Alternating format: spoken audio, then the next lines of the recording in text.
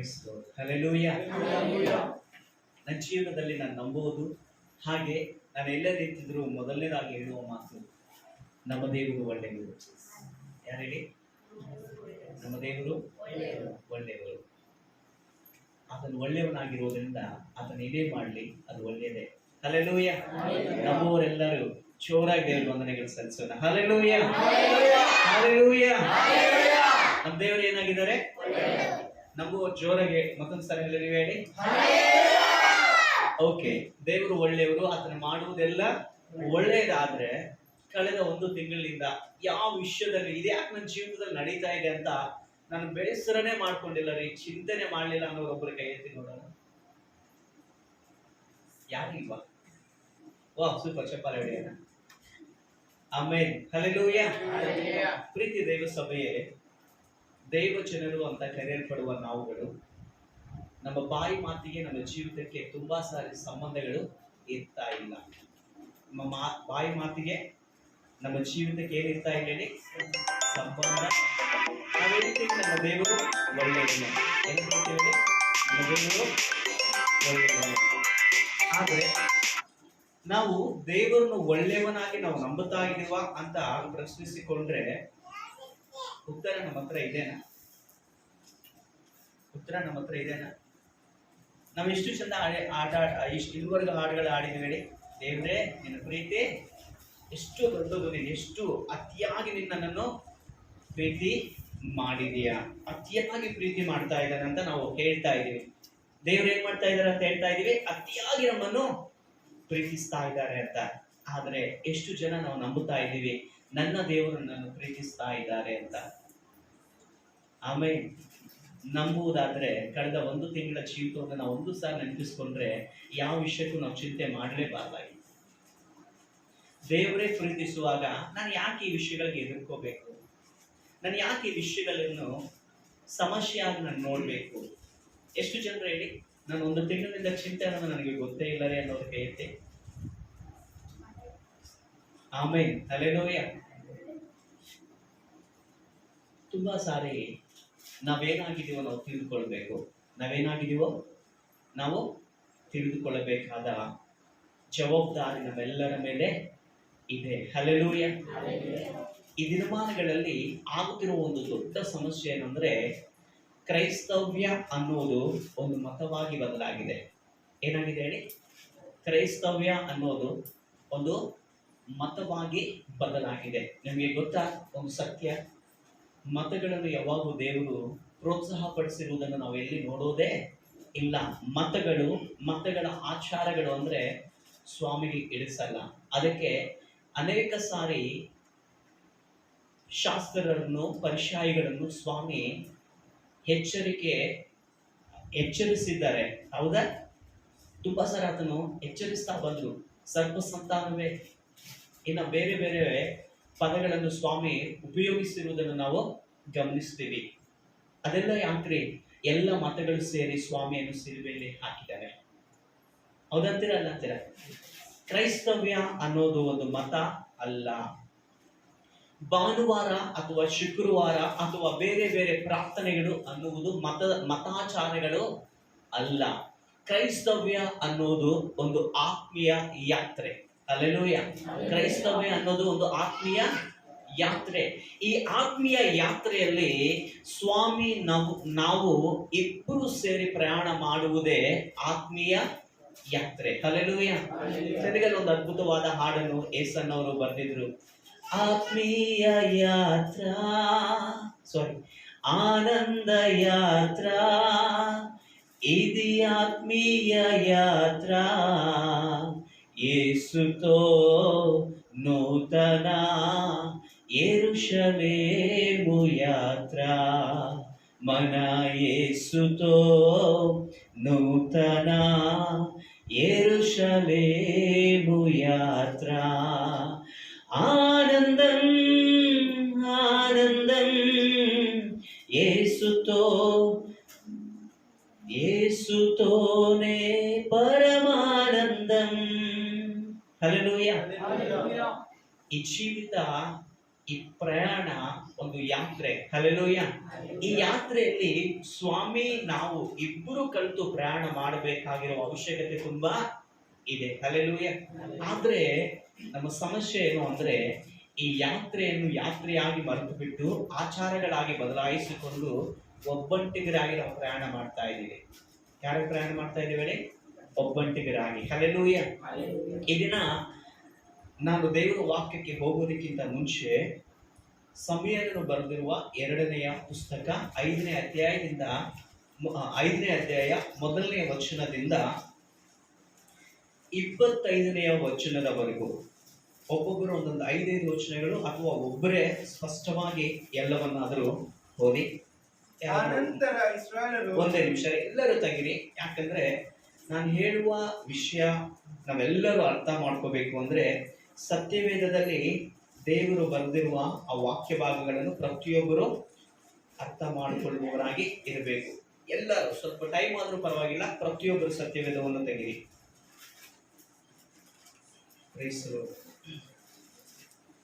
ನಾವು ಸ್ಪೀಡಾಗಿ ಓಡೋದು ಬೇಡ, ತುಂಬಾ ರಿಲ್ಯಾಕ್ಸ್ ಆಗಿ ಒಂದೊಂದು ಹೆಜ್ಜೆಯನ್ನು ಇಟ್ಕೊಳ್ತಾ ನಾವು ಮುಂದೆ ಸಾಗುವವರಾಗಿರೋಣ. ದೈವಸೇವಕರು ಒಳ್ಳೆ ಸಮಯವನ್ನು ಕೊಟ್ಟಿದ್ದಾರೆ, ಅದಕ್ಕಾಗಿ ದೇವರ ನಾಮಕ್ಕೆ ಮಹಿಮೆ.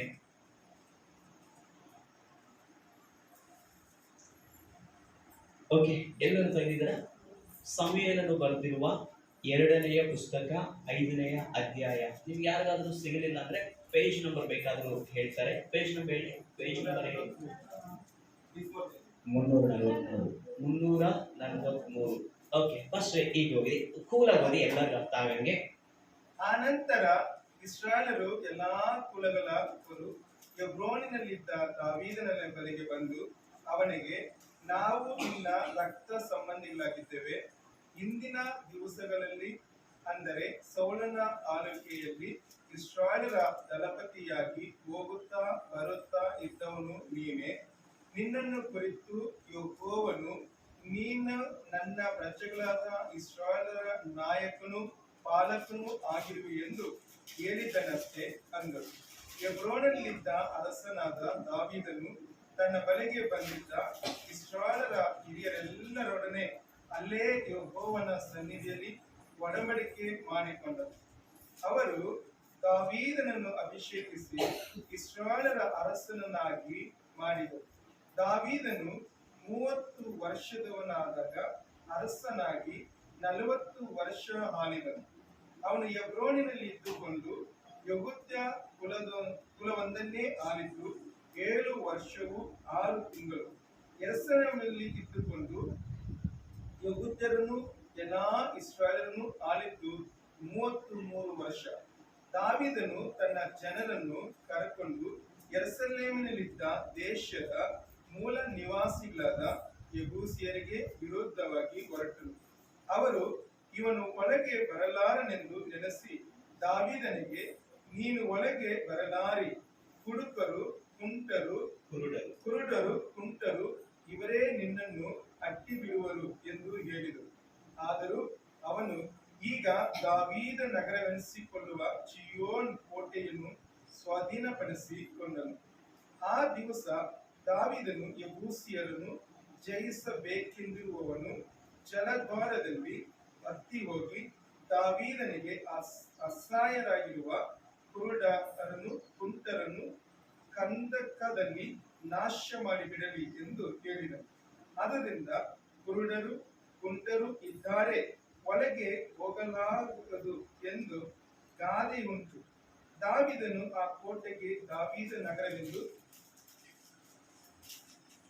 ಹೆಸರಿಟ್ಟು ಅಲ್ಲೇ ವಾಸಿಸುತ್ತಾ ಅದರ ಸುತ್ತಲೂ ಮಿಲೋವಿನಿಂದ ಪ್ರಾರಂಭಿಸಿ ಒಳಗಣ ಪೌಳೆ ಗೋಡೆಯನ್ನು ಕಟ್ಟಿಸಿದನು. ಸೇನಾಧೀಶ್ವರನಾದ ಯೆಹೋವ ದೇವರು ಅವನ ಸಂಗಡ ಇದ್ದದರಿಂದ ಅವನು ಅಭಿವೃದ್ಧಿ ಹೊಂದುತ್ತಾ ಹೋದನು. ತೋರಿನ ಅರಸನಾದ ಹಿರಾಮನು ದಾವೀದನಿಗೆ ದೂತರನ್ನು, ದೇವದಾರು ಮರಗಳನ್ನು, ಬಡಗಿಯವರನ್ನು, ಶಿಲ್ಪಿಗಳನ್ನು ಕಳುಹಿಸಲು ಅವರು ಇವನಿಗೋಸ್ಕರ ಅರಮನೆಯನ್ನು ಕಟ್ಟಿದರು. ಇದರಿಂದ ದಾವೀದನು, ಯೆಹೋವನು ನನ್ನನ್ನು ಇಸ್ರಾಯೇಲರ ರಾಜನನ್ನಾಗಿ ಸ್ಥಿರಪಡಿಸಿ ತನ್ನ ಪ್ರಜೆಗಳಾದ ಇಸ್ರಾಯೇಲರ ನಿಮಿತ್ತವಾಗಿ ನನ್ನ ರಾಜ್ಯವನ್ನು ವೃದ್ಧಿಪಡಿಸಿದನೆಂದು ತಿಳಿದುಕೊಂಡನು.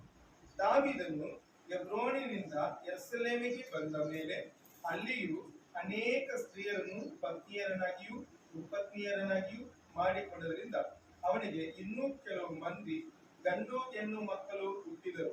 ಅಲ್ಲಿ ಅವನಿಗೆ ಹುಟ್ಟಿದವರ ಹೆಸರುಗಳು ಶೋಮೀವ, ಶೋಬಾಬ, ನಾತಾನ್, ಸಲ್ಮೋನ್, ಇಬಾರ್, ಎಲಿಶೋಬ್, ನೆಫಗ, ಯೋಪಿಯ, ಎಲಿಶಾಮ, ಎಲಾದ್ಯ, ಎಲಿಪೇಲೆಟ್.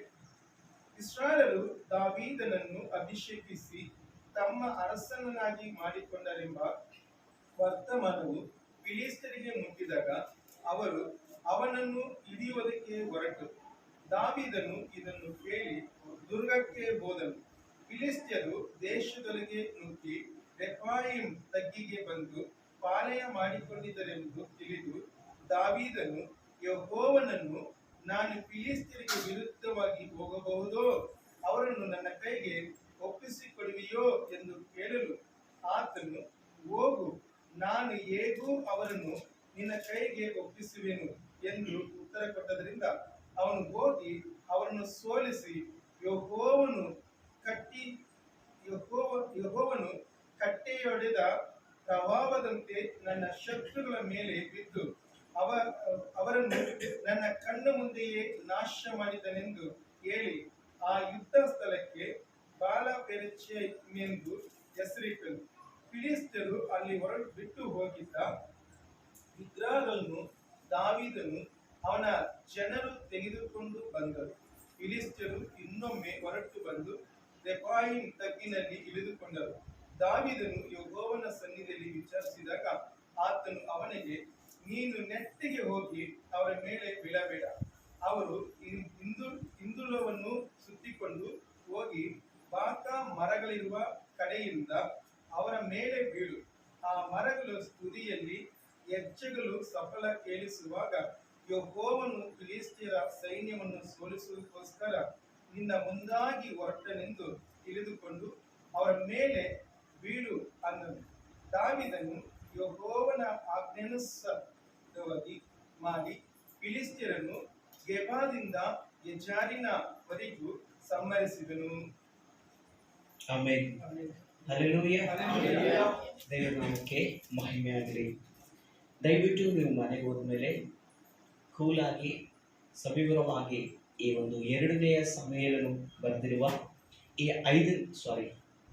ಸಮಯವನ್ನು ಬರೆದಿರುವ 2ನೇ ಪುಸ್ತಕ 5ನೇ ಅಧ್ಯಾಯವನ್ನು ತುಂಬ ಒಂದು 4-5 ಸಾರಿ ನೀವು ಓದಬೇಕೆಂದು ನಾನು ಮನವಿ ಮಾಡಿಕೊಳ್ತಾ ಇದ್ದೀನಿ. ಯಾಕೆಂದರೆ ಇದು ತುಂಬ ಅದ್ಭುತವಾದ ಅಧ್ಯಾಯ. Hallelujah, hallelujah.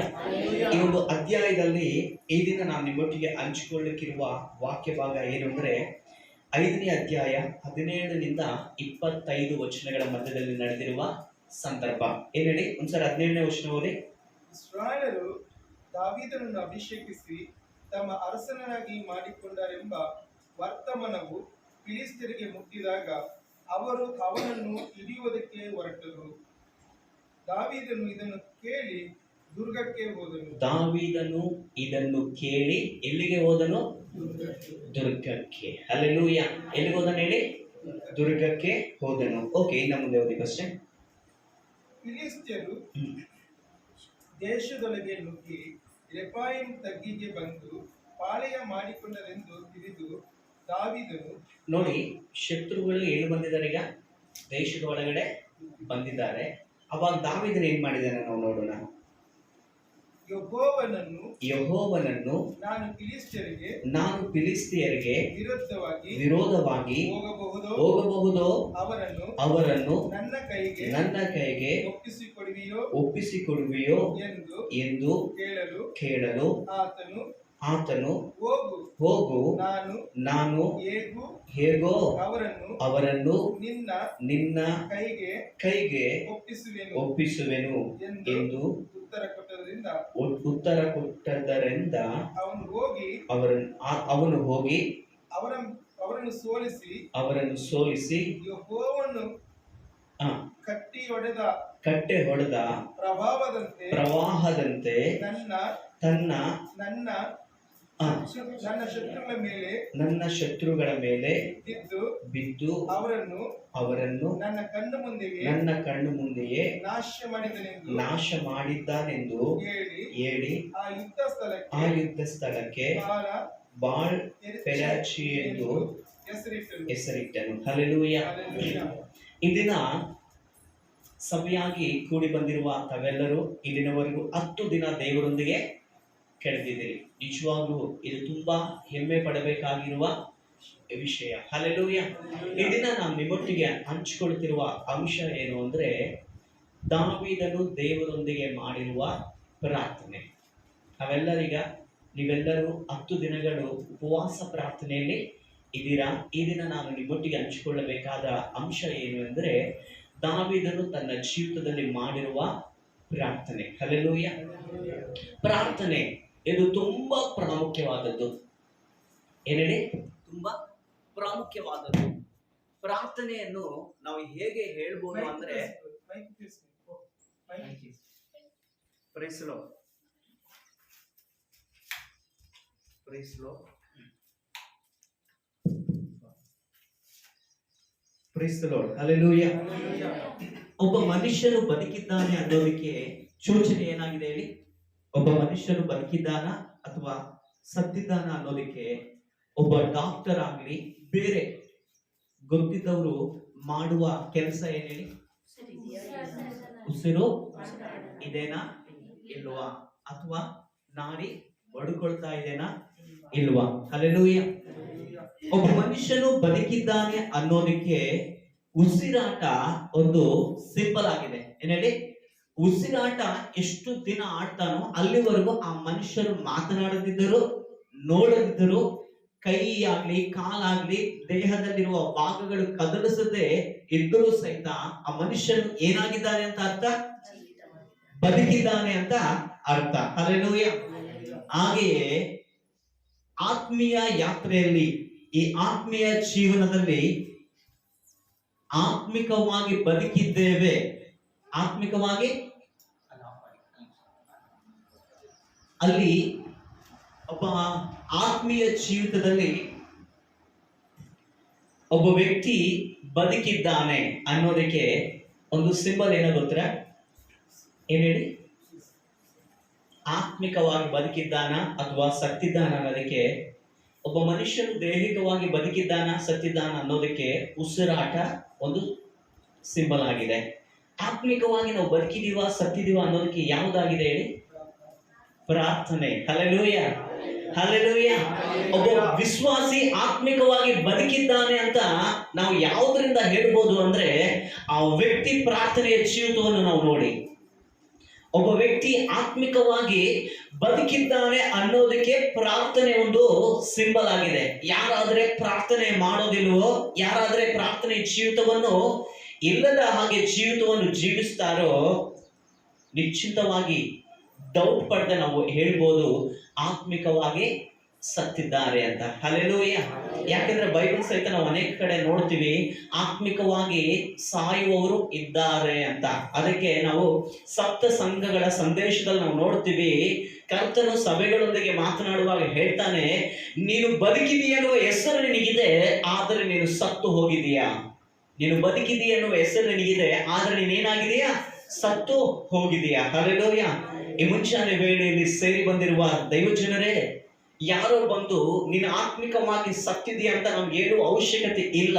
ಪ್ರತಿದಿನ ನಮ್ಮ ಪ್ರಾರ್ಥನೆ ಜೀವಿತ ಹೇಗಿದೆ, ನಾವು ದೇವರಿಗೆ ಕೊಡುವ ಸಮಯ ಹೇಗಿದೆ ಅಂತ ನಮ್ಮ ಪಲ್ಸ್ ಅನ್ನು ನಾವು ಚೆಕ್ ಮಾಡ್ಕೊಂಡ್ರೆ ನಮ್ಗೆ ಗೊತ್ತಾಗುತ್ತೆ ನಾನು ಬದುಕಿದ್ದೀನ ಸತ್ತಿದ್ದೀನ ಅಂತ. ಹಲ್ಲೆಲೂಯಾ. ನಾನು ನಂಬುತ್ತಾ ಇದ್ದೀನಿ ನೀವೆಲ್ಲರೂ ಬದುಕಿದ್ದೀರಾ, ಅದಕ್ಕೆ ಈ ಒಂದು ಪ್ರಾರ್ಥನಾ ಕೂಟಕ್ಕೆ ಬಂದಿದ್ದೀರಾ. ಹಲ್ಲೆಲೂಯಾ. ಹಲ್ಲೆಲೂಯಾ.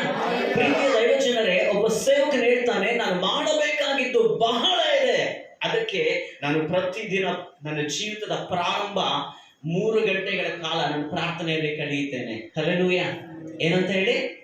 ಆತನು ಮಾಡಬೇಕಾಗಿದ್ದು ಬಹಳ ಇದೆ ಅಂತೆ, ಅದಕ್ಕೆ ಪ್ರತಿದಿನ ದೇವರೊಂದಿಗೆ ಪ್ರಾರಂಭಿಸಿ ಕನಿಷ್ಠ 3 ಗಂಟೆಗಳ ಕಾಲ ದೇವರೊಂದಿಗೆ ಕಳೀತಾನಂತೆ. ಹಲ್ಲೆಲೂಯಾ.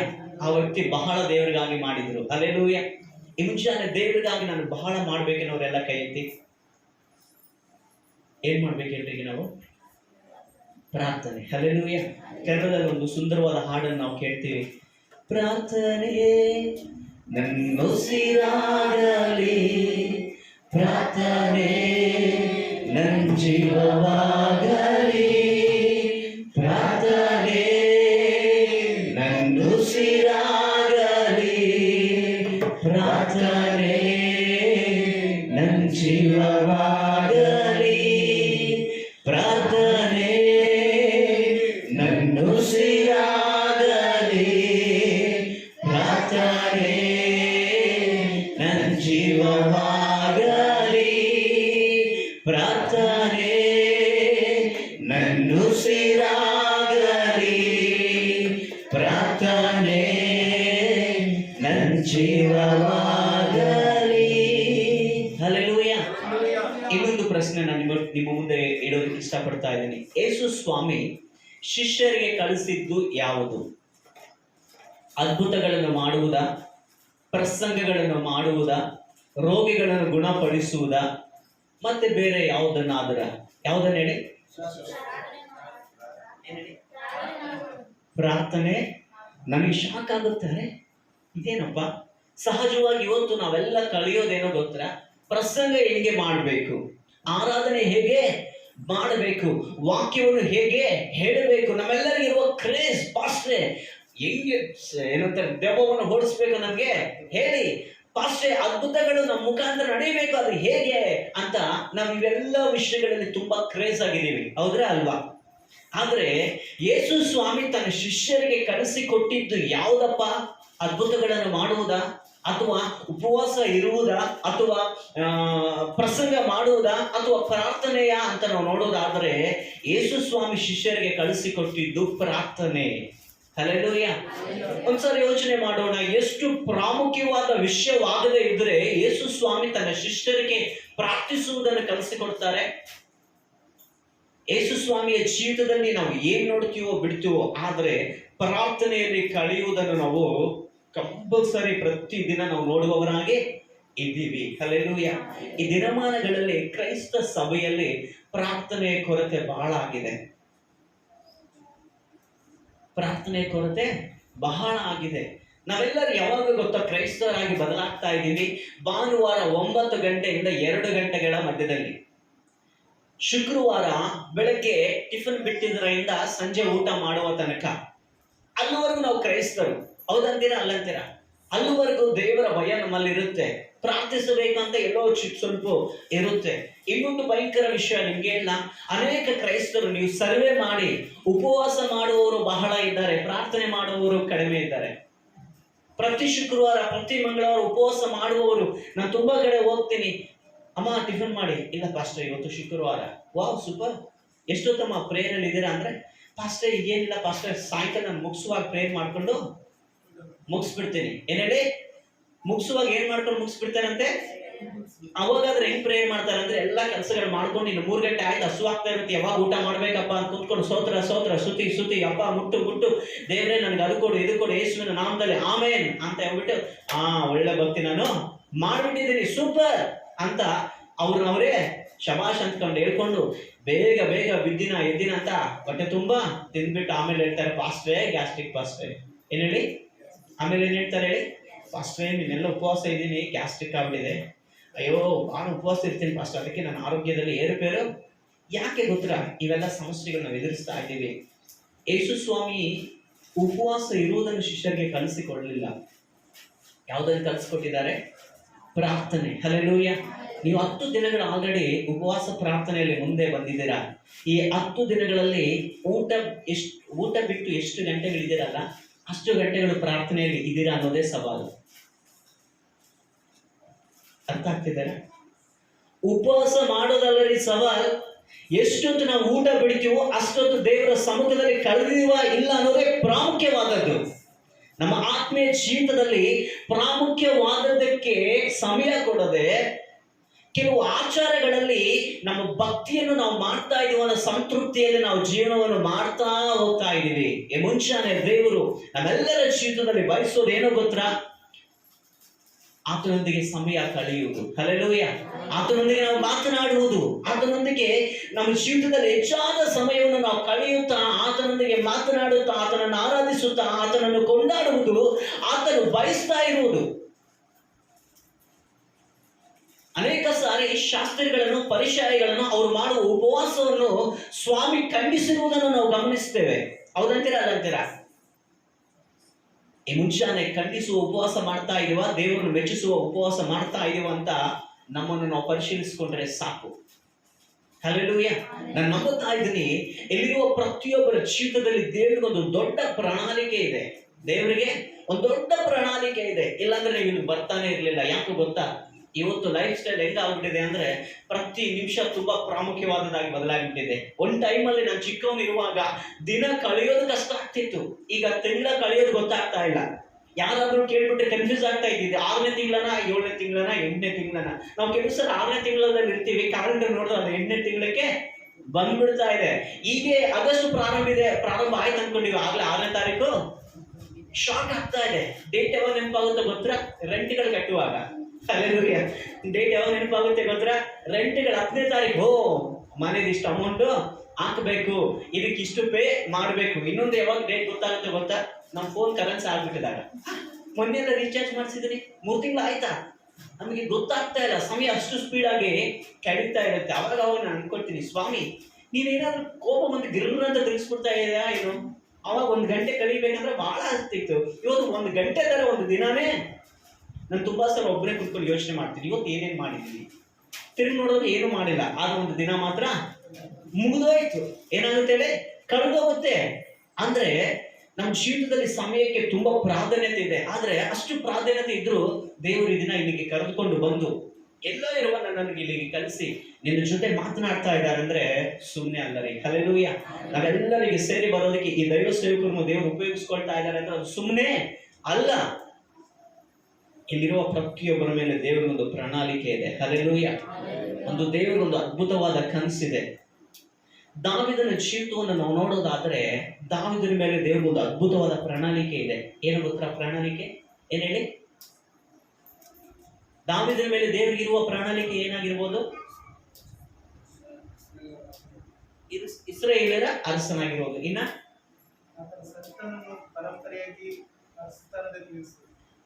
ದಾವೀದನ ಸಂತತಿಯನ್ನು ಯಾವಾಗಲೂ ಸಿಂಹಾಸನದ ಮೇಲೆ ಇರಿಸೋದು. ಇನ್ನ ಅಷ್ಟೇನಾ? ಅದಲ್ಲ ನಿಜವಾದ ಉದ್ದೇಶ. ಯೇಸು ಸ್ವಾಮಿಯನ್ನು ದಾವೀದನ ಗೋತ್ರದಿಂದ ಈ ಲೋಕಕ್ಕೆ ಕಳಿಸುವುದು. ಹಲ್ಲೆಲೂಯಾ. ಸರ್ವ ಸೃಷ್ಟಿಗೆ ಕರ್ತನಾದ ದೇವರಿಗೆ ತಂದೆ ಸ್ಥಾನ ಈ ಲೋಕದಲ್ಲಿ ಕೊಡುವುದು ದೇವರ ಉದ್ದೇಶವಾಗಿತ್ತು. ಹಲ್ಲೆಲೂಯಾ. ಅದಕ್ಕೆ ಯೇಸು ಸ್ವಾಮಿಯನ್ನು ಅವ್ರು ನಡ್ಕೊಂಡು ಹೋಗ್ತಿರುವಾಗ ಅನೇಕ ಸಾರಿ ಕೂಗ್ತಾರೆ, ದಾವೀದನ ಕುಮಾರನೇ. ಏನಂತ ಕೂಗ್ತಾರೆ ಹೇಳಿ? ದಾವೀದನ ಮಗನೇ. ಏನ್ರಿ ಇದು? ನನ್ಗೆ ಆಶ್ಚರ್ಯ ಅನ್ಸುತ್ತೆ. ಇದು ಎಷ್ಟು ವಂಡರ್. ಒಬ್ಬ ಮನುಷ್ಯನು ದೇವರಿಗೆ ತಂದೆ ಸ್ಥಾನ ತಗೊಳ್ಳೋದಂದ್ರೆ ಸುಮ್ಮನೆನಾ? ಇದು ದೇವರಿಗಿರುವ ಉದ್ದೇಶವಾಗಿತ್ತು. ಹಲ್ಲೆಲೂಯಾ. ಅದೇ ಟೈಮಲ್ಲಿ ಸೈತಾನಿಗೆ ಒಂದು ಉದ್ದೇಶ ಇತ್ತು. ದಾವೀದನ ವಂಶದಿಂದ ಯೇಸು ಸ್ವಾಮಿಯನ್ನು ಬರದ ಹಾಗೆ ನಿಲ್ಲಿಸಬೇಕು ಅಂತ. ಹಲ್ಲೆಲೂಯಾ. ನಮ್ಮ ಜೀವಿತದಲ್ಲಿ 2 ಉದ್ದೇಶಗಳಿದೆ. ಒಂದು ಸೃಷ್ಟಿಕರ್ತನಾದ ದೇವರ ಉದ್ದೇಶ, ಇನ್ನೊಂದು ಆ ಸೃಷ್ಟಿಕರ್ತನಾದ ದೇವರ ಉದ್ದೇಶ ನಿನ್ನ ನನ್ನ ಜೀವಿತದಲ್ಲಿ ನೆರವೇರಬಾರದೆಂದು ಸೈತಾನನು ರಾತ್ರಿ ಹಗಲು ಹೋರಾಡುವ ಒಂದು ಉದ್ದೇಶ. ಹಲ್ಲೆಲೂಯಾ. ನಾವು ನಮ್ಮ ಜೀವಿತದಲ್ಲಿ ಯಾವ ಉದ್ದೇಶ ನೆರವೇರಬೇಕೆಂದು ಯಾವ ಉದ್ದೇಶದ ಪ್ರಕಾರ ಹೆಜ್ಜೆಗಳಾಗ್ತೀವೋ ಅದರ ಫಲಗಳನ್ನು ನಾವು ಅನುಭವಿಸುವವರಾಗಿ ಇರ್ತೀವಿ. ಹಲ್ಲೆಲೂಯಾ. ದೇವರಿಗೆ ದಾವೀದನ ಮೇಲೆ ಒಂದು ಅದ್ಭುತವಾದ ಉದ್ದೇಶ ಇತ್ತು. ಹಾಗೆ ದಾವೀದನ ಜೀವಿತದಲ್ಲಿ ಅಷ್ಟೇ ಭಯಂಕರವಾದ ಸವಾಲುಗಳನ್ನು ನಾವು ನೋಡುವವರಾಗಿ ಇರ್ತೀವಿ. ಹಲ್ಲೆಲೂಯಾ. ನಿಮ್ಮೆಲ್ಲರಿಗೆ ಗೊತ್ತಿರುವ ಹಾಗೆ ದಾವೀದನು ಎಷ್ಟು ಸಾರಿ ಅಭಿಷೇಕಿಸಲ್ಪಟ್ಟಿದ? ಎಷ್ಟು ಸಾರಿ ಅಭಿಷೇಕಿಸಲ್ಪಟ್ಟಿದ? ದಾವೀದನನ್ನು ಅಭಿಷೇಕಿಸಿದಾರ ಗೊತ್ತಾ? ಎಷ್ಟು ಸಾರಿ ಅಭಿಷೇಕ ಆಗಿದೆ ದಾವೀದನಿಗೆ? 1. ಓಕೆ. 2. ಓಕೆ. ಟೋಟಲ್ 3 ಸಾರಿ ಅಭಿಷೇಕಿಸಲ್ಪಡ್ತಾನೆ ದಾವೀದನು. ಎಷ್ಟು ಸಾರಿ ಹೇಳಿ? ಒಂದು ಸಮಯೇಲನು ಬಂದು ಏನ್ ಮಾಡ್ತಾನೆ, ಕುರಿಯನ್ನು ಮೇಯಿಸುವಾಗ ದಾವೀದನ ಮೇಲೆ ಕೈ ಇಟ್ಟು ಎಣ್ಣೆಯನ್ನು ಹಾಕಿ, ದಾವೀದನೇ ನಿನ್ನನ್ನು ಅರಸನಾಗಿ ಸ್ವಾಮಿ ಆಯ್ಕೆ ಮಾಡ್ಕೊಂಡಿದ್ದಾನೆ, ನೀನು ಇಸ್ರೇಲ್ ಪ್ರಜೆಗಳನ್ನು ಆಳ್ವಿಕೆ ಮಾಡ್ತೀಯ ಅಂತ ಸಮಯೇಲನ ಅಭಿಷೇಕ ಮಾಡ್ತಾನೆ. ಹೌದ್ರೆ? ಆಮೇಲೆ ಸುಮಾರು ವರ್ಷಗಳಾದ್ಮೇಲೆ, ಸುಮಾರು ಹೋರಾಟಗಳು, ಏರುಪೇರುಗಳೆಲ್ಲ ಆದ್ಮೇಲೆ, ಯೂದ ಅಂದ್ರೆ ಸೌಲನು ತೀರ್ಕೊಂಡ್ಮೇಲೆ ನಾವು ಓದ್ಕೊಂಡಿದ್ವಲ್ಲ ಈಗ 5ನೇ ಅಧ್ಯಾಯ, ಯೂದ ಪ್ರಜೆಗಳೆಲ್ಲರೂ ಬಂದು ದಾವೀದನ ಹತ್ರ ಏನಂತ ಮಾತನಾಡಕ್ಕೆ ಪ್ರಾರಂಭಿಸ್ತಾರೆ. ಒಂದ್ಸರಿ ನೋಡಿ 5ನೇ ಅಧ್ಯಾಯ 3ನೇ ವಚನ. 1ರಿಂದ ಓದಿ. ಅನಂತರ ಇಸ್ರಾಯೇಲರು ಎಲ್ಲಾ ಕುಲಗಳವರು ಹೆಬ್ರೋನಿನಿಂದ ದಾವೀದನ ಬಳಿಗೆ ಬಂದು ಅವನಿಗೆ, ನಾವು ನಿನ್ನ ರಕ್ತ ಸಂಬಂಧಿಗಳಾಗಿದ್ದೇವೆ. ಇಂದಿನ ದಿವಸಗಳಲ್ಲಿ, ಅಂದರೆ ಸೌಲನ ಆಳ್ವಿಕೆಯಲ್ಲಿ ಇಸ್ರಾಯೇಲರ ದಳಪತಿಯಾಗಿ ಹೋಗುತ್ತಾ ಬರುತ್ತಾ ಇದ್ದವನು ನೀನೇ. ನಿನ್ನನ್ನು ಕುರಿತು ಯೆಹೋವನು, ನೀನು ನನ್ನ ಪ್ರಜೆಗಳಾದ ಇಸ್ರಾಯೇಲರ ನಾಯಕನು ಪಾಲಕನು ಆಗಿರುವೆ ಎಂದು ಹೇಳಿದ್ದನಷ್ಟೇ ಅಂದರು. ಹೆಬ್ರೋನಲ್ಲಿದ್ದ ಅರಸನಾದ ದಾವೀದನು ತನ್ನ ಬಳಿಗೆ ಬಂದಿದ್ದ ಇಸ್ರಾಯೇಲರ ಹಿರಿಯರೆಲ್ಲರೊಡನೆ ಅಲ್ಲೇ ಯೆಹೋವನ ಸನ್ನಿಧಿಯಲ್ಲಿ ಒಡಂಬಡಿಕೆ ಮಾಡಿಕೊಂಡನು. ಅವರು ದಾವೀದನನ್ನು ಅಭಿಷೇಕಿಸಿ ಇಸ್ರಾಯೇಲರ ಅರಸನಾಗಿ ಮಾಡಿದರು. ದಾವೀದನು 30 ವರ್ಷದವನಾದಾಗ ಅರಸನಾಗಿ 40 ವರ್ಷ ಆಳಿದನು. ಅವನು ಹೆಬ್ರೋನಿನಲ್ಲಿ ಇದ್ದುಕೊಂಡು ಯೆಹೂದ ಕುಲವೊಂದನ್ನೇ ಆಳಿತು. 7 ವರ್ಷವೂ 6 ತಿಂಗಳು ಯೆರೂಸಲೇಮಿನಲ್ಲಿದ್ದುಕೊಂಡು ಯೆಹೂದ್ಯರನ್ನು ಎಲ್ಲಾ ಇಸ್ರಾಯೇಲರನ್ನು ಆಳಿತು. 33 ವರ್ಷಗಳು. ಓಕೆ, ನೋಡಿ, ದಾವೀದನನ್ನು ಸಮಯೇಲನು ಒಂದ್ಸಾರಿ ಅಭಿಷೇಕಿಸ್ತಾನೆ. ಆಮೇಲೆ ಯಾವಾಗಾದ್ರೆ ಸೌಲು ಸಾಯ್ತಾನೋ ಅವಾಗ ಯೂದ ಪ್ರಜೆಗಳು ಏನ್ ಮಾಡ್ತಾರೆ ಅಂದ್ರೆ ದಾವೀದನನ್ನು ಅರಸನಾಗಿ ಮಾಡ್ಕೊಳ್ತಾರೆ. ಅರಸನಾಗಿ ಮಾಡುವಾಗ ಏನಾಗುತ್ತೆ ಹೇಳಿ, ಅಭಿಷೇಕ ಮಾಡ್ತಾರೆ. 3ನೇ ಸಾರಿ ಯಾವಾಗಂದ್ರೆ ಇಸ್ರಾಯೇಲಿಯರೆಲ್ಲರೂ ಬಂದು ನಮ್ಮೆಲ್ಲ ಗೋತ್ರಗಳ ಮೇಲೆ ನೀನು ಅರಸನಾಗಿರ್ಬೇಕು ಅಂತ 3ನೇ ಸಾರಿ ದಾವೀದನನ್ನು ಅಭಿಷೇಕಿಸಿರುವುದನ್ನು ನಾವು ಗಮನಿಸ್ತೀವಿ. ಹಲ್ಲೆಲೂಯಾ. ಇದನ್ನ ಈ 3 ಹಂತಗಳ ಕುರಿತಾಗಿ ನಾನು ನಿಮ್ಮೊಟ್ಟಿಗೆ ದೇವರ ವಾಕ್ಯದಿಂದ ಹಂಚಿಕೊಳ್ಳೋದಕ್ಕೆ ಬಯಸ್ತಾ ಇದ್ದೀನಿ. ದಾವೀದನು ಯಾರು? ಅಭಿಷೇಕಿಸಲ್ಪಟ್ಟ ಅಭಿಷೇಕ್ತನು. ಹಲ್ಲೆಲೂಯಾ. ಅಭಿಷೇಕಿಸಲ್ಪಟ್ಟ ಅಭಿಷೇಕ್ತನು. ಇದನ್ನ ಕೂಡಿ ಬಂದಿರುವ ಪ್ರತಿಯೊಬ್ಬರು ದೇವರ ಅಭಿಷೇಕದಿಂದ ಅಭಿಷೇಕಿಸಲ್ಪಟ್ಟವರೇ. ಹಲ್ಲೆಲೂಯಾ. ಪರಿಶುದ್ಧಾತ್ಮ ನಮ್ಮಲ್ಲಿ ಇಲ್ಲದೆ ಇದ್ದರೆ, ಪರಿಶುದ್ಧಾತ್ಮ ನಮ್ಮ ಒಳಗಡೆ ಕಾರ್ಯ ಮಾಡದೇ ಇದ್ದರೆ, ಯೇಸು ಸ್ವಾಮಿಯನ್ನು ಸ್ವರಕ್ಷಕನಾಗಿ ನಾವು ಅಂಗೀಕರಿಸೋದಕ್ಕೆ ಆಗೋದಿಲ್ಲ ಎಂದು ಸತ್ಯವೇದ ಸ್ಪಷ್ಟವಾಗಿ ಹೇಳ್ತಾ ಇದೆ. ಅದು ಮೊದಲನೆಯ ಹಂತದ ಅಭಿಷೇಕ. ಹಲ್ಲೆಲೂಯಾ. ಅದು ಮೊದಲನೆಯ ಹಂತದ ಅಭಿಷೇಕ. ನಾವು 12 ಅಪೊಸ್ತಲರು ಮತ್ತು ಅವರೊಂದಿಗೆ 120 ಜನ ಹೆಚ್ಚು ಕಡಿಮೆ ಮೇಲಂತಸ್ಥರಿಗೆ ಹೋಗಿ ಯೇಸು ಸ್ವಾಮಿ ಹೇಳಿದ ಹಾಗೆ ತಂದೆಯ ವಾಗ್ದಾನಕ್ಕಾಗಿ ಕಾಯುವಾಗ ಒಂದು ಬಲವಾದ ಅಭಿಷೇಕವನ್ನು ಅವರು ಪಡ್ಕೊಳ್ತಾರೆ. ಅದು ಒಂದು ಹಂತ. ಹಲ್ಲೆಲೂಯಾ. ಅಭಿಷೇಕದಲ್ಲಿ ಒಂದೊಂದು ಹಂತ ಇರುವುದನ್ನು ನಾವು ಗಮನಿಸ್ತಾ ಇದ್ದೀವಿ. ಅಭಿಷೇಕದಲ್ಲಿ ಏನಿದೆ ಹೇಳಿ, ಒಂದೊಂದು ಹಂತ ಇದೆ. 3ನೇದಾಗಿ ನಾವು ನೋಡೋದಾದ್ರೆ, ನೋಡಿ, ಸಭೆ ಪೌಲನ್ನು ಸೀಲನನ್ನು ಆತನ ಸೇವೆಗಾಗಿ ಪ್ರತ್ಯೇಕವಾಗಿ ಅಭಿಷೇಕಿಸಿ ಕಳಿಸಿರುವುದು. ಹಲ್ಲೆಲೂಯಾ. ಅಭಿಷೇಕದಲ್ಲಿ ಒಂದೊಂದು ಹಂತಗಳನ್ನು ನಾವು ಸತ್ಯವೇದದಲ್ಲಿ ನೋಡ್ತಾ ಇದ್ದೀವಿ. ನೋಡಿ, ದಾವೀದನ ಜೀವಿತದಲ್ಲಿ ಸಹಿತ ಅರಸನಾಗಿರ್ತೀಯ ಅಂತ ಒಂದು ಅಭಿಷೇಕ, ನೀನು ಈ ಗುಂಪಿಗೆ ಅರಸನಾಗಿ ಇರುವಂತ ಒಂದು ಅಭಿಷೇಕ, ಮತ್ತೆ ಇಸ್ರೇಲ್ ಎಲ್ಲ ಜನಗಳ ಮೇಲೆ ನೀನು ಅರಸನಾಗಿರುವಂತ ಒಂದು ಅಭಿಷೇಕ. ಹಲ್ಲೆಲೂಯಾ. ನೋಡಿ, ಈಗ ನಾವು ಫೈನಲ್ ಅಭಿಷೇಕ ಅಂದ್ರೆ 3ನೇ ಎಲ್ಲ ಇಸ್ರೇಲ್ ಪ್ರಜೆಗಳಿಗೆ ಅರಸನಾಗಿ ಇದ್ದ ಮೇಲೆ ಆಗಿರುವ ಅಭಿಷೇಕ ಹೊಂದಿಕೊಂಡ ಮೇಲೆ ಏನು ನಡೆದಿದೆ ಅಂತ ನಾವು ನೋಡ್ಕೊಳ್ಳೋಣ. 17ನೇ ವಚನ ಓದಿ. 17ನೇ ವಚನ, 5ನೇ ಅಧ್ಯಾಯ 17ನೇ ವಚನ. ದಾವೀದನನ್ನು ಅಭಿಷೇಕಿಸಿ ತಮ್ಮ ಅರಸನಾಗಿ ಮಾಡಿಕೊಂಡರೆಂಬ ವರ್ತಮಾನವು ಫಿಲಿಷ್ಟಿಯರಿಗೆ ಮುಟ್ಟಿದಾಗ ಅವರು ಅವನನ್ನು ಹಿಡಿಯುವುದಕ್ಕೆ ಹೊರಟರು. ದಾವೀದನು ಇದನ್ನು ಕೇಳಿ ದುರ್ಗಕ್ಕೆ ಹೋದನು. ಸಾಕ್ರಿ. ನೋಡಿ, ಇಸ್ರಾಯೇಲ್ಯರು ದಾವೀದನನ್ನು ಅಭಿಷೇಕಿಸಿ ತಮ್ಮ ಅರಸನಾಗಿ ಮಾಡಿಕೊಂಡರೆಂಬ ವರ್ತಮಾನವು ಫಿಲಿಷ್ಟಿಯರಿಗೆ ಮುಟ್ಟಿದಾಗ ಅವರು ಅವನನ್ನು ಹಿಡಿಯುವುದಕ್ಕೆ ಹೊರಟರು.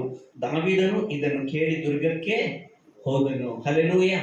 ನೋಡಿ, 3ನೇ ಅಭಿಷೇಕ ಅಂದ್ರೆ ಇಸ್ರಾಯೇಲ್ ಎಲ್ಲರ ಮೇಲೆ ಅರಸನಾಗಿ ಆ ಅಭಿಷೇಕ ಹೊಂದ ಮೇಲೆ ದಾವೀದನು ಎದುರಿಸ್ತಿರುವ ಒಂದು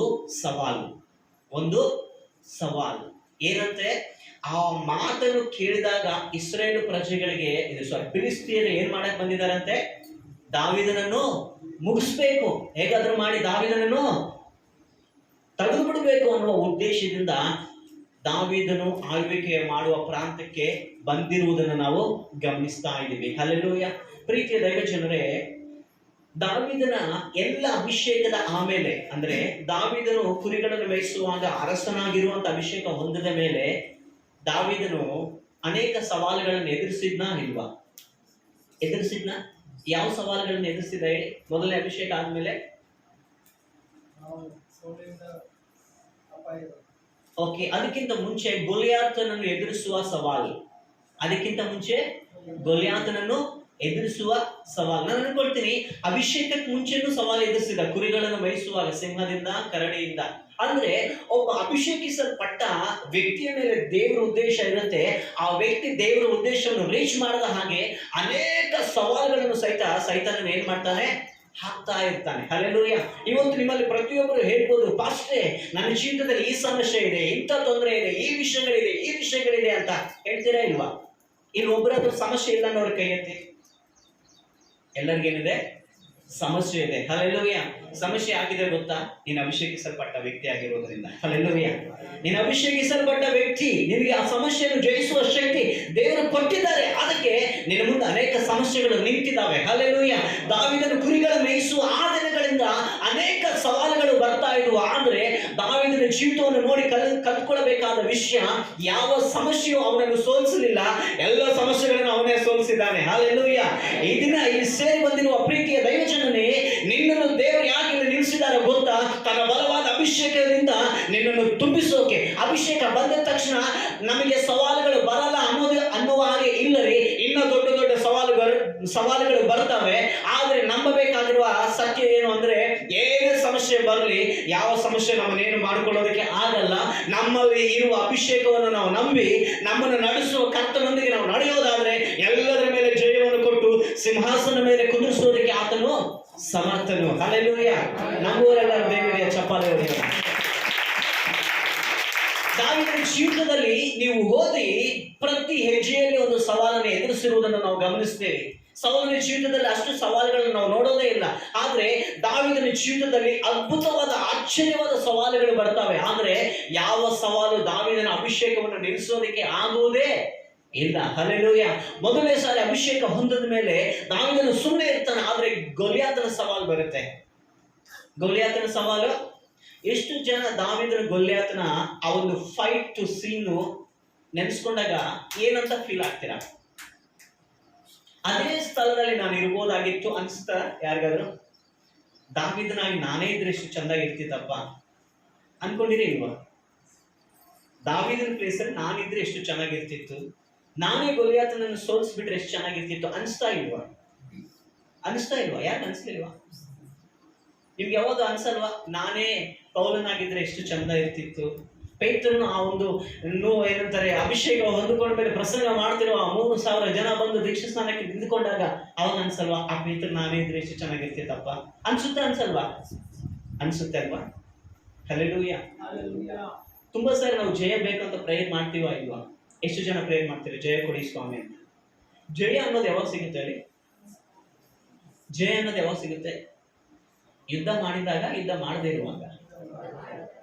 ಅಂದ್ರೆ ಜಯ ಕೊಡು ಸ್ವಾಮಿ ಅಂತ ಪ್ರೇಯರ್ ಮಾಡುವ ಪ್ರತಿಯೊಬ್ಬರು ಸ್ವಾಮಿನ ಏನ್ ಕೇಳ್ತಾ ಇದೆ ಗೊತ್ತಾ? ಸ್ವಾಮಿನ ಜೀವಿತದಲ್ಲಿ ಯುದ್ಧ ಕಳಿಸು, ಸಮಸ್ಯೆ ಕಳಿಸು ಸ್ವಾಮಿ. ಹೌದಲ್ವಾ? ಯಾರು ಮಾತಾಡ್ತಾ ಇಲ್ಲ? ನಾವೇನ್ ಪ್ರೇಯರ್ ಮಾಡ್ತೀವಿ? ಸ್ವಾಮಿ ಜಯ ಕೊಡಪ್ಪ, ನಾನು ನಿನ್ನ ಮಗ ಸ್ವಾಮಿ ಜಯ ಕೊಡ. ಅಂದ್ರೆ ಅದರ ಅರ್ಥ ಏನು ಅಂದ್ರೆ, ಸ್ವಾಮಿ ದೊಡ್ಡ ದೊಡ್ಡ ಯುದ್ಧಗಳು ತಾಂಬ ಸ್ವಾಮಿ, ನಾನು ಅದ್ರ ಮೇಲೆ ಜಯಿಸ್ಬೇಕು. ಹೌದಾ ಅಲ್ವಾ? ನಾವು ತುಂಬಾ ಸಾರಿ ಏನ್ ಮಾಡ್ತಾ ಇದೀವಿ, ಅರ್ಗಲ್ದೆ ಮಾಡ್ತಾ ಇದೀವಿ. ಅದಕ್ಕೆ ನಮ್ಮ ಜೀವಿತದಲ್ಲಿ ಏನ್ ನಡೀತಾ ಇದೆ ನಮ್ಗೆ ಗೊತ್ತೇ ಆಗ್ತಾ ಇಲ್ಲ. ಹಲ್ಲೆಲೂಯ. ಒಬ್ಬ ದೈವ ಸೇವಕನ ಹತ್ರ ಹೋಗಿ ಒಬ್ಬ ವ್ಯಕ್ತಿ ಕೇಳ್ತಾನಂತೆ, ಸ್ವಾಮಿ ಸೇವಕರೇ, ನಾನು ಬಹುವಾಗಿ ಆಶೀರ್ವದಿಸಲ್ಪಡಬೇಕು, ಅದಕ್ಕೆ ನನಗೋಸ್ಕರ ನೀವು ಪ್ರಾರ್ಥನೆ ಮಾಡಿ ಅಂತ. ಆ ದೈವ ಸೇವಕನ ಕೈ ಇಟ್ಟು, ಜೀವಾಧಿಪತಿಯಾದ ದೇವರೇ, ನಿನ್ನ ಸೇವಕನಾಗಿ ಈ ಮಗನ ಜೀವಿತದಲ್ಲಿ ಅಪ್ಪ ಎಲ್ಲ ಕಷ್ಟಗಳು ಬರಬೇಕೆಂದು ಪ್ರಾರ್ಥಿಸ್ತಾ ಇದ್ದೀನಿ. ಭೂಮಿ ಮೇಲೆ ಎಲ್ಲ ಕಷ್ಟಗಳಿಂದ ಈ ಮಗನನ್ನು ತುಂಬಿಸು ಸ್ವಾಮಿ, ಆಮೇಲೆ ಅನ್ನಂತೆ. ಶಾಕ್ ಆಗ್ತದೆ. ಗಡಗಡ ನಡೀತಾ ಇದ್ದಂತ ವ್ಯಕ್ತಿ, ಅಷ್ಟೇ ನಾನು ಏನ್ ಹೇಳಿದ್ರು ಗೊತ್ತಾ? ಏನ್ ಹೇಳಿ ಅಪ್ಪ, ಆಶೀರ್ವದಿಸಲ್ಪಡಬೇಕು ನಾನು ಅಂತ ನಾನು ಕೇಳಿದ್ರೆ ನೀವೇನು ಸಮಸ್ಯೆಗಳು ಬರ್ಬೇಕಂತ ಪ್ರಾರ್ಥಿಸ್ತಾ ಇದ್ದೀರಾ ಅಂತ. ಅದಕ್ಕೆ ಆ ಸೇವಕರು ಹೇಳ್ತಾರಂತೆ, ಸಮಸ್ಯೆಗಳು ಬಂದ್ರೆ ನಿನ್ಗೆ ಏನ್ ಕಲಿಸ್ತಾ ಗೊತ್ತಾ? ತಾಳ್ಮೆಯನ್ನು ಕಲಿಸುತ್ತೆ. ತಾಳ್ಮೆ ನಿನ್ನ ಎಲ್ಲಿಗೆ ನಡೆಸುತ್ತೆ ಗೊತ್ತಾ? ಆಶೀರ್ವಾದಕ್ಕೆ ನಡೆಸುತ್ತೆ. ಹಲ್ಲೆಲೂಯಾ. ನಾವೆಲ್ಲರೂ ಏನಂತ ಪ್ರೇಯರ್ ಮಾಡ್ತೀವಿ ಹೇಳಿ? ದೇವರೇ ನನ್ನನ್ನು ಆಶೀರ್ವದಿಸು, ನನ್ನ ಮನೆಯವರನ್ನು ಆಶೀರ್ವದಿಸು, ನನ್ನ ಮಕ್ಕಳನ್ನು ಆಶೀರ್ವದಿಸು. ಅಂದ್ರೆ ಅದರ ಅರ್ಥ ಏನಂದ್ರೆ ಎಲ್ಲ ಸಮಸ್ಯೆಗಳು ಕೊಡು ಸ್ವಾಮಿ, ಅದರಿಂದ ತಾಳ್ಮೆಯನ್ನು ಕಳಿಸು ಸ್ವಾಮಿ, ಅದರಿಂದ ನಮ್ಮನ್ನು ಉನ್ನತ ಸ್ಥಾನಕ್ಕೆ ಕರೆದುಕೊಂಡು ಹೋಗಪ್ಪ ಅಂತ ಅರ್ಥ. ಹಲ್ಲೆಲೂಯಾ. ಇನ್ನು ಮುಂದೆ ನಿಮ್ಮ ಪ್ರೇಯರಲ್ಲಿ ಡಿಲೇಟ್, ಜಯ ಇಲ್ಲ, ಆಶೀರ್ವಾದ. ಏನ್ ಪ್ರೇಯರ್ ಮಾಡಬೇಕು ಫಸ್ಟ್ ಮತ್ತೆ ಈ ಉಪವಾಸ ದಿನಗಳಲ್ಲಿ? ಆಮೆನ್. ಹಲ್ಲೆಲೂಯಾ. ಪ್ರೀತಿಯ ದೈವಜನರೇ, ಕ್ರೈಸ್ತವ್ಯ ಅನ್ನೋದು ಹೋರಾಟಗಳಿಲ್ಲದೆ, ನಾವು ತುಂಬಾ ಸುವಾರ್ತೆ ತುಂಬಾ ಕೆಟ್ಟದಾಗಿ ಹೇಳ್ತೀವಿ. ಯೇಸು ಸ್ವಾಮಿ ನಂಬಿಕೊಳ್ಳಿ ನಿಮಗೆ ಕಷ್ಟಗಳಿಲ್ಲ, ಅದು ಸುಳ್ಳು. ಯೇಸು ಸ್ವಾಮಿ ನಂಬಿಕೊಂಡ್ರೆ ನಿಮ್ಗೆ ಕಷ್ಟಗಳೆಲ್ಲ ತೀರ್ತಾವೆ, ಅದು ಸುಳ್ಳ ಸತ್ಯನ? ಯೇಸು ಸ್ವಾಮಿ ಸುವಾರ್ತೆ ಏನಂತ ಸಾರು ಅಂತ ಹೇಳಿದ್ದಾರೆ? ನೀನು ರಕ್ಷಿಸಲ್ಪಡಬೇಕು ಅಂದ್ರೆ ಯೇಸು ಸ್ವಾಮಿಯನ್ನು ತಿಳ್ಕೋಬೇಕು. ಏಸೇ ಮಾರ್ಗ, ಸತ್ಯ, ಜೀವ ಅಂತ. ಆದ್ರೆ ನಾವೇನು ಸುವಾರ್ತೆ ಸಾರ್ತೀವಿ? ಅಮ್ಮ ಯೇಸು ಸ್ವಾಮಿ ನಂಬ್ಕೊಂಡ್ರೆ ನಿಮ್ ಕಣ್ಣೀರು ಒರೆಸ್ಬಿಡ್ತಾರೆ. ಇನ್ನೂ ನಿಮ್ಗೆ ಹೇಳ್ಬೋದು, ಯೇಸು ಸ್ವಾಮಿ ನಂಬ್ಕೊಳ್ಳಿ ನಿಮ್ ಕಣ್ಣೀರು ಒರೆಸ್ತಾರೆ, ಆದ್ರೆ ಮತ್ತೆ ಕಣ್ಣೀರು ಬರುತ್ತೆ, ಚಿಂತೆ ಮಾಡ್ಬೇಡ್ರಿ, ಮತ್ತೆ ಅದನ್ನು ಒರೆಸ್ತಾನೆ. Hallelujah, hallelujah. ಹೀಗೆ ನಾವು ಹೇಳ್ಬೇಕಾಗಿದೆ. ಯಾಕಂದ್ರೆ ಕ್ರಿಸ್ತನ ಜೀವಿತ, ಯೇಸು ಸ್ವಾಮಿ ನಂಬಿದ ತಕ್ಷಣ ಏನು ಕಷ್ಟ ಇಲ್ದಂಗೆ ಆರಾಮ್ಸೆ ಇದ್ಬಿಟ್ರೆ ಅದು ಜೀವನವೇ ಆಗಲ್ಲ.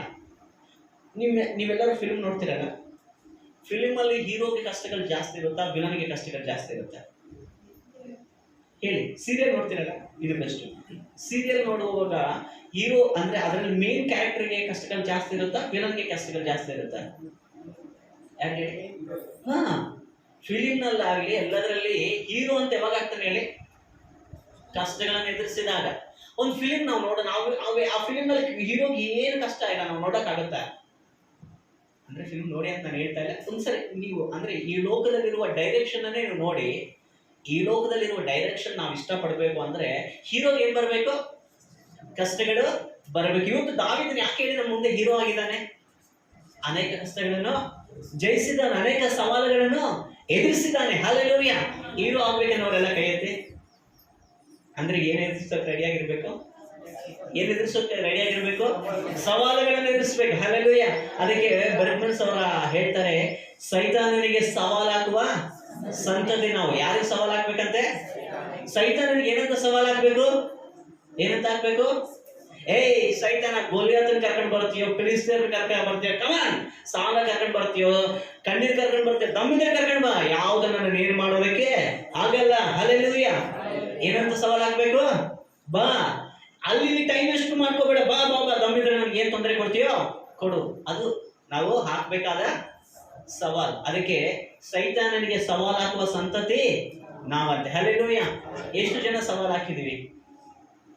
ನಾನು ಚಿಕ್ಕವನಿರುವಾಗ ಅನೇಕರು ಹೇಳ್ತಾ ಇದ್ರು, ನಾವು ಬಹಳ ಕಾಡಲ್ಲಿದ್ದೀವಿ, ನಮ್ಮೂರು ಇವತ್ತಿಗೂ ಕರೆಂಟ್ ಇಲ್ಲ. ವಜ್ಜಲ್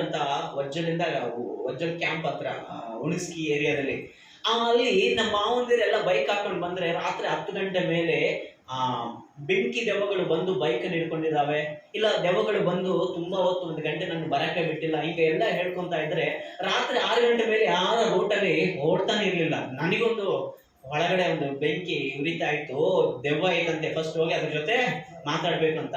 ಸಿಕ್ಕಿದೆ ಚಾನ್ಸ್ ಅಂತ ಯಾವಾಗ 10 ಗಂಟೆಗೆ ಬೈಕ್ ಸಿಗುತ್ತೆ ಇತ್ತು, ಏನೋ ಒಂದು ಕಾರಣಕ್ಕೆ ನಾನು ಒಬ್ಬನೇ ಹಾಕೊಂಡು ಹೋಗ್ಬಿಡ್ತಿದ್ದೆ. ನಮ್ಮ ಅಪ್ಪಾಜಿ ಬಹಳ ಭಯ, ಇವ್ನು ಹಿಂಗೆ ಮಾಡ್ತಾನೆ, ಏನಾಗ್ಬಿಡ್ತಾನೋ ಅಂತ. ನಾನು ಅಲ್ಲಿ ಹೋಗಿ ಎಲ್ಲಿ ಪ್ರಾಬ್ಲಮ್ ಐತೋ ನೋಡಿ ಅಲ್ಲಿ ನಿಲ್ಸಿ ಕೂಗ್ತಾ ಇದ್ದೆ, ದೆವ್ವಗಳು ಇದಿದಂತಲ್ವಾ, ಬನ್ರಿ ನನ್ನ ಜೊತೆ ಮಾತಾಡ್ರಿ, ನಮ್ಮ ಮಾವನ್ ಕಾಡ್ಸಿದ್ರಲ್ಲ ಅವ್ರನ್ನೆಲ್ಲ ನನ್ನನ್ನು ಕಾಡ್ಸಿ ಅಂತ ಕೂಗ್ತಾ ಇದ್ದೆ. ಇವತ್ತಿಗೆ ಅವ್ರಿಗೆ ಯಾವ ದೆವ್ವನು ಕಾಡ್ಸಿಲ್ಲ. ಇವತ್ತಿಗೆ ಯಾವ ದೆವ್ವನು. ನಮ್ಮ ಮಾವ ಸ್ವಲ್ಪ ಹಿಂಗೆ ಮೀಸೆಲ್ಲ ಬಿಟ್ಕೊಂಡು ಆ ಮನುಷ್ಯ ನಡೀತಾ ಇದ್ರೆ ಊರೆಲ್ಲ ಗಡಗಡ ನಡೀತಾ ಇತ್ತು. ಆದ್ರೆ ಆ ಮನುಷ್ಯನ್ ಮಾತ್ರ ರಾತ್ರಿ 10 ಗಂಟೆ ಅಲ್ಲ 9 ಗಂಟೆಗೆ ಹೋದ್ರೆ ಮರುದಿನ ದೊಡ್ಡ ಸ್ಟೋರಿ ಇರುತ್ತೆ, 4 ದೆವ್ವ ನನ್ನ ಬೈಕ್ ಇಟ್ಕೊಂಡು ಬಿಟ್ಟಿದ್ದಾವೆ, ಅದನ್ನ ನಾನು ಬಿಡ್ತಾನೆ ಇರ್ಲಿಲ್ಲ ಅಂತ. ನಮ್ಮ ಮಾವ ಒಬ್ಬ ಪಾಸ್ಟರ್ ಒಂದು ಬೈಕ್ ಕೊಟ್ಬಿಟ್ಟಿದ್ರು ನಮ್ಮ ಆತ್ಮೀಯ ತಂದೆ ಅವ್ರಿಗೆ. ಏನೋ ಗೊತ್ತಾ? ಯಾಕೆ ಗೊತ್ತಾ? ಪಾಸ್ಟರ್ ನನ್ನ ಬೈಕ್ ಮೇಲೆ ಯಾವಾಗ ಕುಂದಿರ್ತಾ ಇದೆ ಪಾಸ್ಟರ್, ನನ್ನ ಮನೆಯಲ್ಲಿಂದ ಕಾಣಿಸಲ್ಲ, ನಾನು 1 ಕಿಲೋಮೀಟರ್ ಹೋದ ತಕ್ಷಣ ಹಿಂದ್ಗಡೆ ಕುಂತು ಮಾತಾಡುತ್ತೆ, ನೀನು ಒಬ್ಬನೇ ಇಲ್ಲ, ನಿನ್ ಜೊತೆ ನಾನು ಇದ್ದೀನಿ ಅಂತ. ಆ ಬೈಕ್ ಏನ್ ಮಾಡಿದ್ರೆ ಅಂದ್ರೆ ಪಾಸ್ಟ್ರಿ ಬಂದು, ಪಾಸ್ಟ್ರಿ ಈ ಬೈಕ್ ಬೇಡ, ಸಾವಾಸನು ಬೇಡ, ಎಷ್ಟಾದ್ರೂ ಕೊಡ್ರಿ, ನೀವೇ ತಗೊಂಡೋಗಿ ಅಂತ. ಹಲ್ಲೆಲೂಯ. ಆ ದೆವ್ವ ಎಷ್ಟು ಉಪಕಾರ ಮಾಡ್ತಾ ಗೊತ್ತಾ, ದೇವ ಸೇವಕರಿಗೆ ಬೈಕ್ ಅನ್ನು ಕೊಡಿಸ್ಬಿಡ್ತು. Hallelujah, hallelujah. ನಾವು ಬಹಳ ಖುಷಿ ಪಡ್ತಿದ್ವಿ, ನಾನು ಪಾಸ್ಟರ್ ಅವರು ಬೈಕ್ ಮೇಲೆ ಹೋದ್ಮೇಲೆ, ದೇವರೇ ದೆವ್ವಗಳ ಮುಖಾಂತರ ನಮ್ಮ ಅವಶ್ಯಕತೆಗಳನ್ನು ಪೂರೈಸುವ ದೇವರು ನೀನು ಅಂತ. ಹಲ್ಲೆಲೂಯ. ಅಂದ್ರೆ ಪ್ರೀತಿಯ ದೈವಜನರೇ, ಸೈತಾನನು ತುಂಬಾ ಸಾರಿ ಕ್ರೈಸ್ತರು ಹೇಳುವ ಬಾಧೆ ಹುಟ್ಟಿಸುವ ಸಂಗತಿ ಏನಂದ್ರೆ, ಫಾಸ್ಟ್ ನನ್ನ ಲೈಫಲ್ಲಿ ಸೈತಾನ ಅದು ಮಾಡಿದ ಪಾಸ್ಟರ್, ಇದು ಮಾಡಿದ ಪಾಸ್ಟರ್, ಹಂಗೆ ಮಾಡಿದ ಪಾಸ್ಟರ್, ಏನಂತ ಹೇಳ್ತೀವಿ, ಹಿಂಗೆ ಪಾಸ್ಟರ್ ಪ್ರೇಯರ್ ಮಾಡಿ ಪಾಸ್ಟರ್, ಸೈತಾನ ನಮ್ಮ ಮನೆಯಲ್ಲಿ ಸಮಾಧಾನ ಇಲ್ಲದೆ ಮಾಡಿಬಿಡ್ತಾ ಇದ್ದಾನೆ. ನಾಚಿಕೆ ಇರ್ಬೇಕು ನಮ್ಗೆ ಆ ಮಾತು ಹೇಳಕ್ಕೆ ಏನಿರ್ಬೇಕು ಹೇಳಿ, ನಾಚಿಕೆ ಇರ್ಬೇಕು. ಸೈತಾನನಿಗೆ ನಾವು ಸವಾಲ್ ಹಾಕ್ಬೇಕು, ದಮ್ಮಿದ್ರೆ ನನ್ನ ಕುಟುಂಬದಲ್ಲಿ ಕಣ್ಣೀರು ತಾಂಬಾರ ನೋಡೋಣ, ನನಗೆ ಬೇಸರ ಹುಟ್ಟಿಸು ನೋಡೋಣ ಅಂತ ಸವಾಲ್ ಹಾಕ್ಬೇಕಾದ್ರೆ ನಾವು ಗಡಗಡ ನಡಿಗೆ ಯೇಸು ಸ್ವಾಮಿಗಿಂತ ಸೈತಾನನೇ ಬಹಳ ನೆನ್ಸ್ಕೊಂತೀವಿ ನಾವು. ಹೌದಂದ್ರು ಅಲ್ಲಂದ್ರು, ಕಾಲಿಗೆ ಗಾಯ ಆದ್ರೂ ಸೈತಾನನೇ, ಮನೆಗೆ ಕರೆಂಟ್ ಹೋದ್ರೂ ಸೈತಾನನೇ, ಕರೆಂಟ್ ಬಿಲ್ ಕಟ್ಟಿಲ್ಲ ಅಂದ್ರೂ ಸೈತಾನನೇ, ಕೆಲಸ ಸಿಕ್ಕಿಲ್ಲ ಅಂದ್ರೂ ಸೈತಾನನೇ, ಪ್ರೇರ ಮಾಡಕ್ ಆಗ್ತಾ ಇಲ್ಲ ಅಂದ್ರೂ ಅವ್ನು ಅನ್ಕೊಂತಾನೆ, ಆಹಾ ನಾನು ಏನ್ ಮಾಡ್ಲಾರ್ದಂಗೆ ಇಷ್ಟೆಲ್ಲ ನನ್ನ ಹೆಸರು ನೆನೆಸ್ತಾ ಇದಾರೆ, ಕಮಾನ್ ನನ್ನನ್ನೇ ನೆನೆಸ್ರಿ, ನಿಮ್ ಸೃಷ್ಟಿಕರ್ತನಾದ ದೇವರಿಗಿಂತ ದಿನ ಹೆಚ್ಚು ನೆನಪಿಗೆ ಬರೋದು ಯಾರು ಅಲ್ಲ. ಸೈತಾನ ಇಷ್ಟೆಲ್ಲ ಮಾಡ್ತಾ ಇದ್ರೆ ನೀವು ನಾವು ನಂಬಿರುವ ದೇವರು ಸುಮ್ಮನೆ ಕೈ ಕಟ್ಕೊಂಡು ಎಂಜಾಯ್ ಸೈತಾನ ಎಂಜಾಯ್ ಅಂತಾರ ಅಂತ ಅನ್ಕೊಂತಾ ಇದ್ರ ಅಂತಾರ ಅನ್ನಲ್ಲ. ಆದ್ರೆ ಯಾಕೆ ಇವತ್ತು ಜೀವನದಲ್ಲಿ ಅನೇಕ ಸಾಲ ನಾವು ಕುಗ್ಗ ಹೋಗ್ತಾ ಇದೀವಿ ಗೊತ್ತಾ? ನಮ್ಮ ಜೀವಿತದಲ್ಲಿ ನಮ್ಮ ಉದ್ದೇಶ, ದೇವರು ನಮ್ಮ ಮೇಲೆ ದೇವರಿಗೆ ಯಾವ ಉದ್ದೇಶ ಇದೆಯೋ ಅದು ನಮಗೆ ಗೊತ್ತೇ ಇಲ್ಲ. ನಮ್ಮ ಮೇಲೆ ದೇವರಿಗಿರುವ ಉದ್ದೇಶ ನಮ್ಮ ಯಾರಿಗೂ ಗೊತ್ತಿಲ್ಲ. ನಮ್ಮ ದೇವರು ನಮ್ಮನ್ನು ಅಭಿಷೇಕಿಸಿ ಆತನು ನಡೆಸಬೇಕಾದ ದಾರಿಯಲ್ಲಿ ನಡೆಸುವ ದೇವರು, ಆತನು ಒಳ್ಳೆಯವನು, ಆತನ ನನ್ನನ್ನು ಪ್ರೀತಿಸ್ತಾ ಇದ್ದಾನೆ, ಆತನು ಖಂಡಿತ ನನಗೆ ತಕ್ಕ ಸಮಯದಲ್ಲಿ ಜಯವನ್ನು ಕೊಡ್ತಾರೆ ಅನ್ನುವ ನಂಬಿಕೆ ನಮ್ಮಲ್ಲಿ ಇಲ್ಲ, ಅದು ಸತ್ತೋಗ್ಬಿಟ್ಟಿದೆ. ಇವತ್ತು ನಮ್ಮ ಆತ್ಮೀಯ ಜೀವನ ಹೆಂಗಿದೆ ಅಂದ್ರೆ ಆಚಾರಕ್ಕೆ ಅಭ್ಯಾಸ ಆಗ್ಬಿಟ್ಟಿದ್ವಿ. ಭಾನುವಾರ ಹೋಗ್ಬೇಕು, 10, 20, ಒಂದು 10,000 ಕಾಣಿಕೆ ಕೊಟ್ಬಿಡ್ಬೇಕು, ಉಪವಾಸ ಪ್ರಾರ್ಥನೆ ಅಂತ ಹೇಳಿ ಶುಕ್ರವಾರ ಬೆಳಗ್ಗೆ 9 ರಿಂದ 2 ಗಂಟೆವರೆಗೂ ಹೊಟ್ಟೆ ಸುಟ್ಕೋಬೇಕು, ಆಯ್ತು ಇದೇ ನನ್ನ ದೊಡ್ಡ ಭಕ್ತಿ. ಅದು ಭಕ್ತಿ ಅಲ್ಲ ರೀ, ಅದು ದೇವರಿಗೆ ಇಷ್ಟವಾದದ್ದು ಅಲ್ಲ. ಅದು ಆ ವಿಷಯದಲ್ಲಿ ದೇವರಿಗೆ ಖುಷಿ ಇಲ್ಲ. ದೇವರಿಗೆ ಏನ್ ಖುಷಿ ಅಂದ್ರೆ ಅಭಿಷೇಕ್ತನಾದ ದಾವೀದನು ಮಾಡ್ತಾ ಇದ್ದ ನೋಡಿ, ಏನ್ ಮಾಡ್ತಾ ಇದ್ದ ಹೇಳಿ, ಅಭಿಷೇಕಿಸಲ್ಪಟ್ಟಿದ್ದಾನೆ, ಇಸ್ರೇಲ್ ಎಲ್ಲ ಜನಗಳಿಗೆ ಅರಸನಾದ. ಆಮೇಲೆ ಶತ್ರುಗಳು ಅಟ್ಯಾಕ್ ಮಾಡಕ್ ಬರ್ತಿರುವಾಗ ದಾವೀದನು ಎಲ್ಲಿಗೋಗಿದ್ದಾನಂತೆ, ದುರ್ಗಕ್ಕೆ. ಹಲ್ಲೆಲೂಯ. ದಾವೀದನು ಇದನ್ನು ಕೇಳಿ ದುರ್ಗಕ್ಕೆ, ಯಾವ ದುರ್ಗ ಗೊತ್ತಾ? ದೇವರ ಪಾದದ ಸನ್ನಿಧಿಗೆ. ನಾವು ಮುಂದೆ ನೋಡ್ತೀವಿ ನೋಡಿ, 19ನೇ ವಚನ. ದಾವೀದನು ಯೆಹೋವನನ್ನು, ನಾನು ಫಿಲಿಸ್ತೀಯರಿಗೆ ವಿರೋಧವಾಗಿ ಹೋಗಬಹುದು ಏನಂತ ಕೇಳ್ತಾ ಇದ್ದಾನೆ ಹೇಳಿ. ಸ್ವಾಮಿ, ನನ್ನ ಶತ್ರುಗಳಾಗಿರುವ ಫಿಲಿಸ್ತೀಯರಿಗೆ ವ್ಯತಿರೇಕವಾಗಿ ನಾನು ಹೋಗಲಾ ಬೇಡ. ಈ ಒಂದು ಮಾತಿಂದ ನಾವು ಕಲ್ತ್ಕೊಳ್ಬೇಕಾದ ಸತ್ಯ ಏನು ಗೊತ್ತಾ? ದಾವೀದನು ಪ್ರತಿ ತೊಂದರೆಗಳಲ್ಲಿ ದೇವರೊಂದಿಗೆ ಮಾತನಾಡುವ ಅಭ್ಯಾಸವುಳ್ಳವನಾಗಿದ್ದ. ಹಲ್ಲೆಲೂಯ. ಗೊಲಿಯಾತನ ವಿಷಯದಲ್ಲಿ ನೋಡಿ, ಗೊಲಿಯಾತನ ಬಾಯಿ ಬಂದಂಗೆ ಮಾತನಾಡ್ತಾ ಇದ್ರೆ ದಾವೀದನು ಹೇಳ್ತಾರೆ, ದೇವರ ಅಭಿಷೇಕದಿಂದ ನಿಲ್ಲೋಕ್ಕಾಗಲ್ಲ. ಯಾಕಂದ್ರೆ ನಾನು ಅನ್ಕೊಳ್ತೀನಿ, ಆ ಗೊಲಿಯಾತನು ಬಾಯಿಗೆ ಬಂದಾಗ ಮಾತನಾಡ್ತಾ ಇದ್ದಾರೆ, ದಾವೀದನು ದೇವರಿಗೆ ಕಂಪ್ಲೇಂಟ್ ಮಾಡ್ಬೋದೇನೋ, ಸ್ವಾಮಿ ಇವನೇನು ಅವ್ನಿಗೆ ದೇವರಿಲ್ಲ ಯಾರಿಲ್ಲ, ಅವನಿಗೆ ಮಾತಾಡ್ತಿದ್ರೆ ದೇವರ ನಾನು ಸುಮ್ಮನೆ ಇರ್ಬೇಕಲ್ಲ.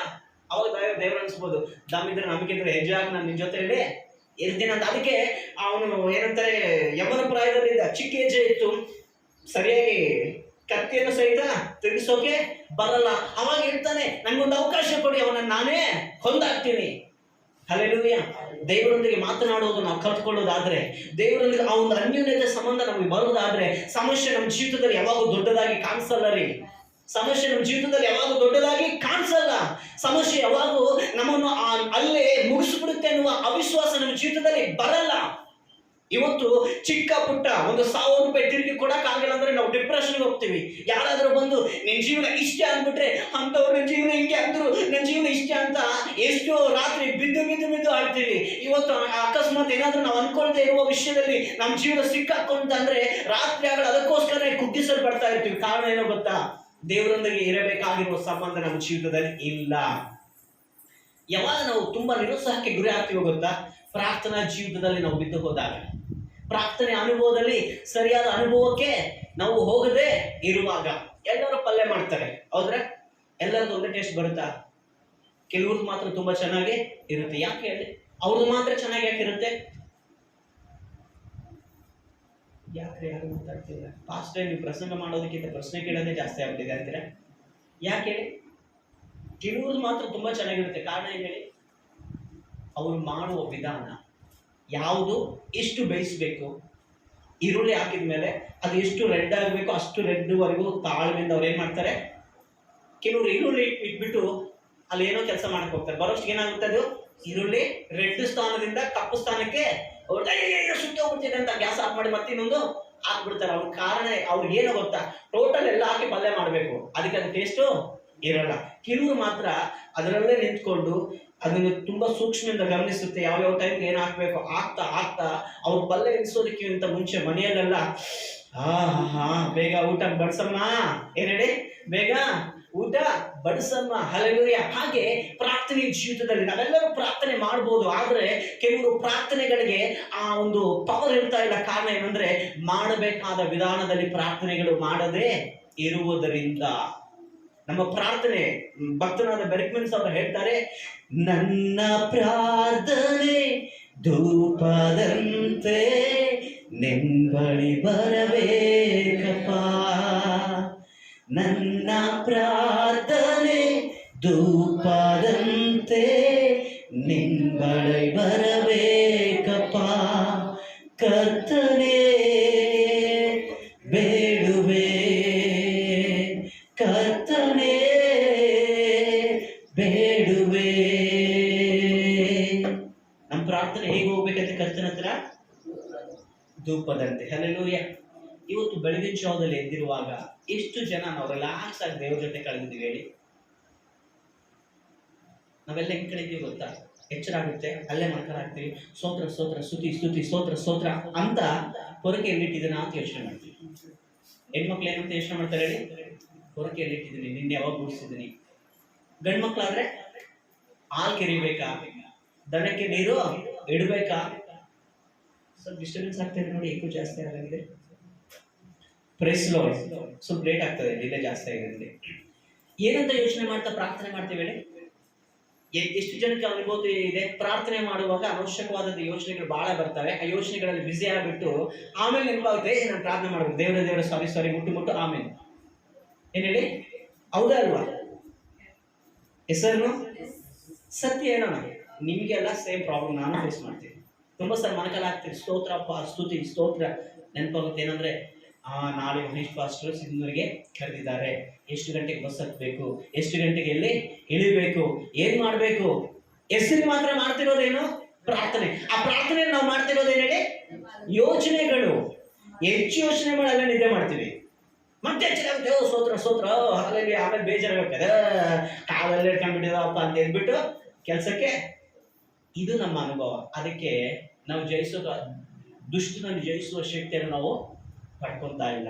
ಪ್ರೀತಿ ದೈವಜನರೇ, ಪ್ರಾರ್ಥನೆ ಅನ್ನೋದು ಅಭ್ಯಾಸ ಅಲ್ಲ ರೀ. ಪ್ರಾರ್ಥನೆ ಅನ್ನೋದು ಒಂದು ಆಚಾರ ಅಲ್ಲ. ಪ್ರಾರ್ಥನೆ ಅನ್ನೋದು ಬೆಳಗಿನ ಜಾವದಲ್ಲಿ 1 ಗಂಟೆ ಮಾಡ್ಬೇಕು, ಮಾಡಿ ಮುಗಿಸ್ಬೇಕು ಅನ್ನೋದಲ್ಲ. ಪ್ರಾರ್ಥನೆ ಅನ್ನೋದು ಒಂದು ಉಸಿರ ಹಾಗೆ, ಅದು ಯಾವಾಗೂ ನಮ್ಮ ಹೃದಯದಲ್ಲಿ ಉರಿತಾನೆ ಇರಬೇಕು, ಯಾವಾಗೂ ಅದ್ರ ಜೊತೆ ನಾವು ನಡೀತಾನೆ ಇರಬೇಕು. ದೇವರೊಂದಿಗೆ ಕಳೆಯುವಾಗ ಆ ಪ್ರಸನ್ನತೆಯನ್ನು ನಾವು ಅನುಭವಿಸಬೇಕು. ದೇವರ ಒಂದು ಆ ಸಮ್ಮುಖವನ್ನು ನಾವು ಹೊಂದಿಕೊಳ್ಳಬೇಕು. ನಾನು ಹೇಳ್ತೀನಿ, ಪ್ರಾರ್ಥನೆಗೆ ನೀವು ಕೂತ್ಕೊಳ್ಳುವಾಗ ರಿಲ್ಯಾಕ್ಸ್ ಆಗಿ ಕೂತ್ಕೊಳ್ಳಿ, ಕೂಲಾಗಿ ಕೂತ್ಕೊಳ್ಳಿ, ಆರಾಮ್ಸೆ ಪ್ರಾರಂಭಿಸಿ. ಹೆಚ್ಚು ಕಡಿಮೆ ಆದ್ರೆ, ಸ್ವಾಮಿ ಈ ದಿನ ನಾನು ಏನ್ ಪ್ರಾರ್ಥಿಸ್ಬೇಕಪ್ಪ ಹೇಳ್ಕೊಡು ಪರಿಶುದ್ಧಾತ್ಮನೇ. ಎಷ್ಟು ಜನ ನಾವು ಕೇಳ್ತೀವಿ ಹೇಳಿ? ಹಾಗೆ ನಮ್ಮ ಪ್ರಾರ್ಥನೆ ಈಗ ಗೊತ್ತಾ? ಮನಕಲಾಗಿದೆ, ಸುದಿ ಸುದಿ ಸುದಿ ಸೋತ್ರ ಸೋತ್ರ ಸೋತ್ರ ಮುಟ್ಟು ಮುಟ್ಟು ಮುಟ್ಟು ಮುಟ್ಟು ಮುಟ್ಟು ಮುಟ್ಟು ಮುಟ್ಟು ಮುಟ್ಟು ಮುಟ್ಟು ಮುಟ್ಟು ಮುಟ್ಟು. ನಾನು ಹೇಳ್ತೀನಿ, ಯಾರಾದ್ರೂ ಪಕ್ಕದಲ್ಲಿ ಕೊಂಡ್ಬಿಟ್ರೆ ಎಷ್ಟು ಸಾರಿ ಎದುರಿಸ್ತೀವೋ. ಯಾಕೆ ಗೊತ್ತಾ? ಅಲ್ಲಿವರೆಗೆ ಮಾಡ್ಕೊಂಡಿರ್ತೀವಿ, ಅಲ್ಲಿವರೆಗೆ ಯಾರಾದ್ರೂ ಬಂದು ಮಾಡ್ಕೊಂಡೆ ಇಲ್ಲ. ನಾನು ಚಿಕ್ಕವನಿದ್ದಾಗ ಹಂಗೆ ಮಾಡ್ತಿದ್ದೆ. ಪಾಸ್ಟ್ ಅಂದ್ರೆ ಬಹಳ ಭಯ ಇತ್ತು. ಅವ್ರ ಪಕ್ಕದಲ್ಲಿ ಕುಂತ್ಕೊಂಡು, ಅವ್ರು ಬೆಳಗ್ಗೆ ಎದ್ದಾಡ್ತಿದ್ರ, ಅವ್ರ ಪಕ್ಕದಲ್ಲಿ ಕುಂತ್ಕೊಂಡು ಪ್ರೇಯರ್ ಮಾಡ್ತಿದ್ದೆ, ನಿದ್ದೆ ಮಾಡ್ತಾ ಇದ್ದೆ. ನಿದ್ದೆಯಲ್ಲಿ ಪ್ರೇಯರ್ ಮಾಡ್ತಿದ್ದೆ ನಾನು. ಫಾಸ್ಟ್ ಎದ್ದಾಳು ಅಂದ್ರೆ ನನ್ಗೆ ಕೋಪ ಬರ್ತಿತ್ತು. ನಾನು ಪ್ರೇಯರ್ ಮಾಡಿದ್ರೆ ಇವ್ರು ಯಾಕೆ ನನ್ಗೆ ಡಿಸ್ಟರ್ಬ್ ಮಾಡ್ತಾರೆ ಅಂತ. ನೀನ್ ಮಲ್ಕೊಂಡಿ ಅಂದ್ರೆ, ಇಲ್ಲ ರೀ ನಾನು ಮಲ್ಕೊಂಡಿಲ್ಲ, ಯಾಕಂದ್ರೆ ನಿದ್ದೆಯಲ್ಲಿ ಪ್ರೇಯರ್ ಮಾಡ್ತಾ ಇದ್ದೀನಿ. ಅದು ನನ್ನ ಮಿಸ್ಟೇಕ್, ಅದು ನನಗೆ ಅರ್ಥ ಆಗ್ತಿರ್ಲಿಲ್ಲ. ಚಿಕ್ಕವನಾಗಿದ್ನಲ್ಲ, ನನಗೆ ಪಾಸ್ಟ್ ಮೇಲೆ ಕೋಪ ಬರ್ತಿತ್ತು. ಇವ್ರು ಯಾಕೆ ನಾನು ಎಚ್ಚರ ಇದ್ರು ಮಲ್ಕೊಂಡಿನಿ ಅಂತಾರೆ ಅಂತ. ಪಾಸ್ಟ್ಗೆ ಅನಿಸ್ತಿದೆ, ಸುಳ್ಳು ಯಾಕೆ ಹೇಳ್ತೀಯ, ಮಲ್ಕೊಂಡಿನ ಅಂತ ಹೇಳಾಗ್ತಿದ್ರು. ಕನ್ಫ್ಯೂಸ್ ಆಗ್ಬಿಟ್ಟಿದ್ದೆ, ನಾನು ಸುಳ್ಳು ಹೇಳ್ತಾ ಇದ್ದೀನ ಸತ್ಯ ಹೇಳ್ತಾ ಇದ್ದೀನಿ ಅಂತ. ಎಷ್ಟು ಜನ ಕನ್ಫ್ಯೂಸ್ ಆಗ್ತಾ ಇದ್ದೀವಿ? ಪ್ರತಿದಿನ ನಾವು ಪ್ರೇಯರ್ ಮಾಡಿಯೋ ಮಲ್ಕೊಂಡಿಯೋ ನಮಗೆ ಗೊತ್ತಿಲ್ಲ. ಎಷ್ಟು ಜನಕ್ಕೆ ಪ್ರೇಯರ್ ಅಂದ್ರೆ ಬೇಜಾರು. ನಾವ್ ಯಾಕೆ ಪ್ರೇಯರ್ ಮಾಡ್ತೀವಿ ಗೊತ್ತಾ? ಪ್ರೇಯರ್ ಮಾಡಿಲ್ಲ ಅಂದ್ರೆ ಏನಾದ್ರೂ ಆಗುತ್ತೇನೋ ಅಷ್ಟೇ. ತುಂಬಾ ಜನ ಪ್ರೇಯರ್ ಮಾಡಿಲ್ಲ ಅಂದ್ರೆ ಇದನ್ನ ಹೆಂಗಿರುತ್ತೇನಪ್ಪ, ಅದಕ್ಕೆ ಏನ್ ಮಾಡ್ಬಿಡೋಣ, ಪ್ರೇಯರ್ ಮಾಡ್ಬಿಟ್ಟು ಒಂದೆರಡು ಅಧ್ಯಾಯ ಬೈಬಲ್ ಓದ್ಬಿಡೋಣ, ನಾವು ಭಕ್ತಿ ಸೂಪರ್. ಅದಲ್ಲ ರೀ ದೇವ್ರ ಬಯಸೋದು. ದೇವರೊಂದಿಗೆ ಮಾತನಾಡುವ ಅಭ್ಯಾಸ ನೋಡಿ. ಇಲ್ಲಿ ದಾವೀದನ ಜೀವಿತದಿಂದ ನಾವು ಕಲ್ತ್ಕೋಬೇಕಾಗಿದ್ದು ಒಂದ್ಸರಿ ನೋಡಿ 19ನೇ ಅಧ್ಯಾಯ. ದಾವೀದನು ಯೆಹೋವನನ್ನು, ನಾನು ಫಿಲಿಸ್ತೀಯರಿಗೆ ವಿರೋಧವಾಗಿ ಹೋಗಬಹುದೋ ಏನಂತ ಕೇಳ್ತಾ ಇದ್ದಾನೆ ಹೇಳಿ. ನಾನು ಫಿಲಿಸ್ತೀಯರಿಗೆ ವಿರೋಧವಾಗಿ ಹೋಗಬಹುದು. ನೆಕ್ಸ್ಟ್ ಪ್ರೇಯರ್ ಕಂಟಿನ್ಯೂ ಆಯ್ತಾ? ಅಲ್ಲೇ ವೆಯ್ಟ್ ಆಯ್ತಾ? ಹೋಗಬಹುದು ಸ್ವಾಮಿ, ನಾನು ಫಿಲಿಸ್ತೀಯರಿಗೆ ವಿರೋಧವಾಗಿ ಹೋಗಲ್ಲ ಅಷ್ಟೇ. ಅಲ್ಲೇನಾಗಿದೆ? ನಿಂತ್ಕೊಂಡಿದ್ದಾರೆ. ನೆಕ್ಸ್ಟ್ ಏನ್ ಹೇಳಿ? ಯಾರು ಮಾತಾಡ್ಬೇಕೀಗ? ಯಾರು ಮಾತಾಡ್ಬೇಕಿಲ್ಲಿ? ಸಾರಿ, 2ನೇ ಕ್ವಶನ್. ದಾವೀದನು, ಅವರನ್ನು ನನ್ನ ಕೈಗೆ ಒಪ್ಪಿಸಿಕೊಡುವಿಯೋ ಎಂದು ಕೇಳಲು ಆತನು, ಹೋಗು, ನಾನು ಹೇಗೋ ಅವರನ್ನು ನಿನ್ನ ಕೈಗೆ ಒಪ್ಪಿಸುವೆನು ಎಂದು ಉತ್ತರ ಕೊಟ್ಟದರಿಂದ. ಹಲ್ಲೆಲೂಯಾ. ಇವೇನ್ ನಡೀತಾ ಇದ್ದಾರೆ ಪ್ರಾರ್ಥನೆಯಲ್ಲಿ? ದಾವೀದನು ಮತ್ತು ದೇವರು ಒಬ್ಬರೊಂದಿಗೆ ಒಬ್ಬರು ಮಾತನಾಡ್ಕೊಳ್ತಾ ಇದ್ದಾರೆ. ದಾವೀದನು ಮತ್ತು ದೇವರು. ದಾವೀದನು ಹಾಕಿರುವ ಪ್ರಶ್ನೆಗಳಿಗೆ ದೇವರು ಏನ್ ಮಾಡ್ತಾ ಇದ್ದಾರೆ? ಸದುತ್ತರ ಕೊಡ್ತಾ ಇದ್ದಾರೆ. ನೋಡಿ, ಇಲ್ಲಿ ದಾವೀದನು ಆ ದುರ್ಗಕ್ಕೆ ಹೋಗಿ, ಪ್ರಾರ್ಥನಾ ಸ್ಥಳಕ್ಕೆ ಹೋಗಿ, ಸೋದ್ರ ಸೋದ್ರ ಸುದ್ದಿ ಸುದ್ದಿ ಸುದ್ದಿ ಸೋದ್ರ ಸೋದ್ರ, ಸ್ವಾಮಿ ಫಿಲಿಸ್ತೀಯರನ್ನು ಓಡಿಸು ಓಡಿಸು ಓಡಿಸು, ಹೀಗೆ ತಲೆ ತಿಂತಾ ಇಲ್ಲ ದೇವರೊಂದಿಗೆ. ಸ್ವಾಮಿ, ಶತ್ರುಗಳು ಬಂದಿದ್ದಾರೆ, ಶತ್ರುಗಳು ಮುತ್ತುಕೊಳ್ತಾ ಇದ್ದಾರೆ ಸ್ವಾಮಿ, ಅವ್ರ ಮೇಲೆ ನಾನು ಯುದ್ಧಕ್ಕೆ ಹೋಗ್ಲಾ ಬೇಡ? ಯುದ್ಧಕ್ಕೆ ಹೋಗ್ಲಾ ಬೇಡ? ನಾವು ಸಾಲ ಮಾಡುವಾಗ ಎಷ್ಟು ಸಾರಿ ಸ್ವಾಮಿ ಕೇಳ್ತೀವಿ, ಸ್ವಾಮಿ ಈ ಸಾಲ ನಾನು ಮಾಡ್ಲಾ ಬೇಡ? ನಾವು ಹಂಗಲ್ಲ. ಹೆಂಗ್ ಮಾಡ್ತೀವಿ ಸ್ವಾಮಿ? ಸ್ವಾಮಿ ನಾನು ಇವ್ರು ಕೇಳ್ತೀವಿ ಸ್ವಾಮಿ, ಇವ್ರ 50,000 ಕೊಡ್ಬೇಕಪ್ಪ, ಇವ್ರ 50,000 ಅಂದ್ರೆ ಸ್ವಾಮಿ ನೀನ್ ಹೆಂಗೂ ಕೊಡಲ್ಲ, ಅವರಿಂದ ಆದ್ರೂ ನೀವು ನನ್ಗೆ ಕೊಡಿಸು. ಏನ್ ಹೇಳಿ? ನೀನಂತೂ ಕೊಡಲ್ಲ, ಅಟ್ಲೀಸ್ಟ್ ಸಾಲ ಆದ್ರೂ ನಾನು ಹೆಂಗೋ ಕಷ್ಟಪಟ್ಟು ಅದನ್ನ ತೀರ್ಸ್ಕೊಂತೀನಪ್ಪ, ನನ್ನ ಕಷ್ಟ ನನಗಿರ್ಲಿ, ಅಟ್ಲೀಸ್ಟ್ ಅದಾದ್ರೂ ಮಾಡು, ನೀನ್ ಹೆಂಗೂ ಕೊಡಲ್ಲ ಅಂದಂಗೆ ಅಲ್ವಾ? ಹೌದಾ ಅಲ್ವಾ?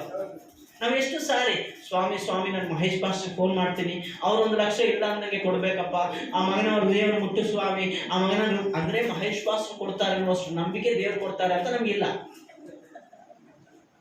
ಹೆಸರು ಸ್ವಾಮಿ ಸ್ವಾಮಿ ಇವತ್ತು ಸಂಘ ಅಪ್ಪ, ಸಂಘದಲ್ಲಿದ್ದವ್ರು ಎಲ್ಲಾರ ಜೊತೆ ಮಾತಾಡಪ್ಪ, 4-5 ಜನದ್ದು ನನಗೆ ಕೊಡ್ಬೇಕು ಸ್ವಾಮಿ, ಮುಟ್ಟು ಸ್ವಾಮಿ, ಅವ್ರ ಮನಸ್ಸನ್ನು ಅಂದ್ರೆ ಸಂಘದವರಾದ್ರೂ ಕನಿಕರ ಪಡ್ತಾರೆ ಬಿಟ್ಟು ದೇವ್ರ ಕನಿಕರ ಪಡಲ್ಲ ಅಂತ ನಮ್ಮ ನಂಬಿಕೆ. ಹೌದಂತೀರ ಅನ್ನಂತೀರ? ಅಂದ್ರೆ ದೇವ್ರು ಒಳ್ಳೆಯವರು ಅಂದ್ರೆ ಎಸ್ ನೀನು ಎಷ್ಟು ದೇವ್ರ ಅಂತಾರೆ. ನಿನ್ ಬಾಯಿಗೆ ನಿನ್ನ ಹೃದಯಕ್ಕೆ ಸಂಬಂಧನೇ ಇಲ್ಲ ಮಗನೇ. ನೀನು ಒಳ್ಳೆಯವನಂತೀಯ, ನೀನು ನಂಬೋದೇ ಇಲ್ಲ ನನ್ನನ್ನು. ನೀನು ಒಳ್ಳೆಯವನಂತೀಯ, ಸಂಘಕ್ಕೆ ನಂಬಿದಷ್ಟು ನನ್ನ ಮೇಲೆ ನಿನ್ನ ನಂಬಿಕೆ ನಿಶ್ಚಯ. ನನ್ನ ಪ್ರಶ್ನೆ ಬಹಳ ಸರ್, ನಾನು ಯೇಸು ಸ್ವಾಮಿ ನಂಬ್ತಾ ಇದ್ದೀನ? ನಂಬುತ್ತಾ ಇದ್ರೆ ನಾವು ಭ್ರಮೆಯಲ್ಲಿದ್ದೀನ ಹೊರತು ನಾನು ನಂಬುತ್ತಾ ಇಲ್ಲ. ನಾವು ನಂಬುತ್ತಾ, ಭ್ರಮೆ ಬೇರೆ ನಿಜ ಬೇರೆ. ನೋಡಿ ದಾವೀದನು ಹೇಳ್ತಾನೆ, ಒಂದ್ಸರಿ ದಾವೀದನ ಪಕ್ಕ ಇಡೋಣ, ನೀವೇ ಅರಸರಾಗಿದ್ದೀರಪ್ಪ, ಫಿಲಿಸ್ತೀಯರು ಬರ್ತಾ ಇದ್ರು, ನೀವು 12 ಏನಂತಾರೆ ಗೋತ್ರಗಳಿಗೆ ಅರಸರು. ಅವಾಗ ನಾವೇನ್ ಮಾಡ್ತಾ ಇದ್ವಿ ಗೊತ್ತಾ? ಸೈನ್ಯ ಎದ್ದೋಳು, ಬಂದ್ಬಿಟ್ಟಿದ್ದಾರೆ, ಅವ್ರು ಬಂದ್ರೆ ನೀವಿನ್ನೂ ಮಲ್ಕೊಂಡಿರ್ತೀರಲ್ಲ, ಕುದುರೆ ಚಾಕುಗಳು ಎಲ್ಲಿಟ್ಟಿರೋ ಬಂದ್ಬಿಟ್ರ, ಅಯ್ಯೋ ಏನಾಗುತ್ತೋ ಸ್ವಾಮಿ, ಅವ್ರು ಬಂದ್ಬಿಟ್ಟು ಅಲ್ಲೇ ತಿಂದ್ಬಿಡ್ತೀವಲ್ಲ ದೇವರಿಗೆ. ಅಷ್ಟೇ ಅಲ್ಲ, ಯಾಕಂದ್ರೆ ನಮ್ಮ ಬೆಡ್ರೂಮ್ಗೆ ಹಾವು ಬಂತು, ಏನ್ ಹೆಂಗಿರ್ತೀವಿ ಹೇಳಿ?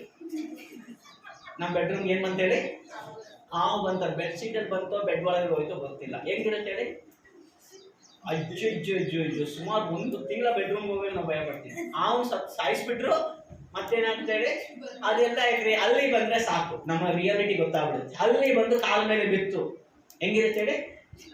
ನನ್ನ ಭಯಪಡಿಸ್ಬೇಕಂದ್ರೆ ಅಲ್ಲಿ ಸಾಕ್ರಿ.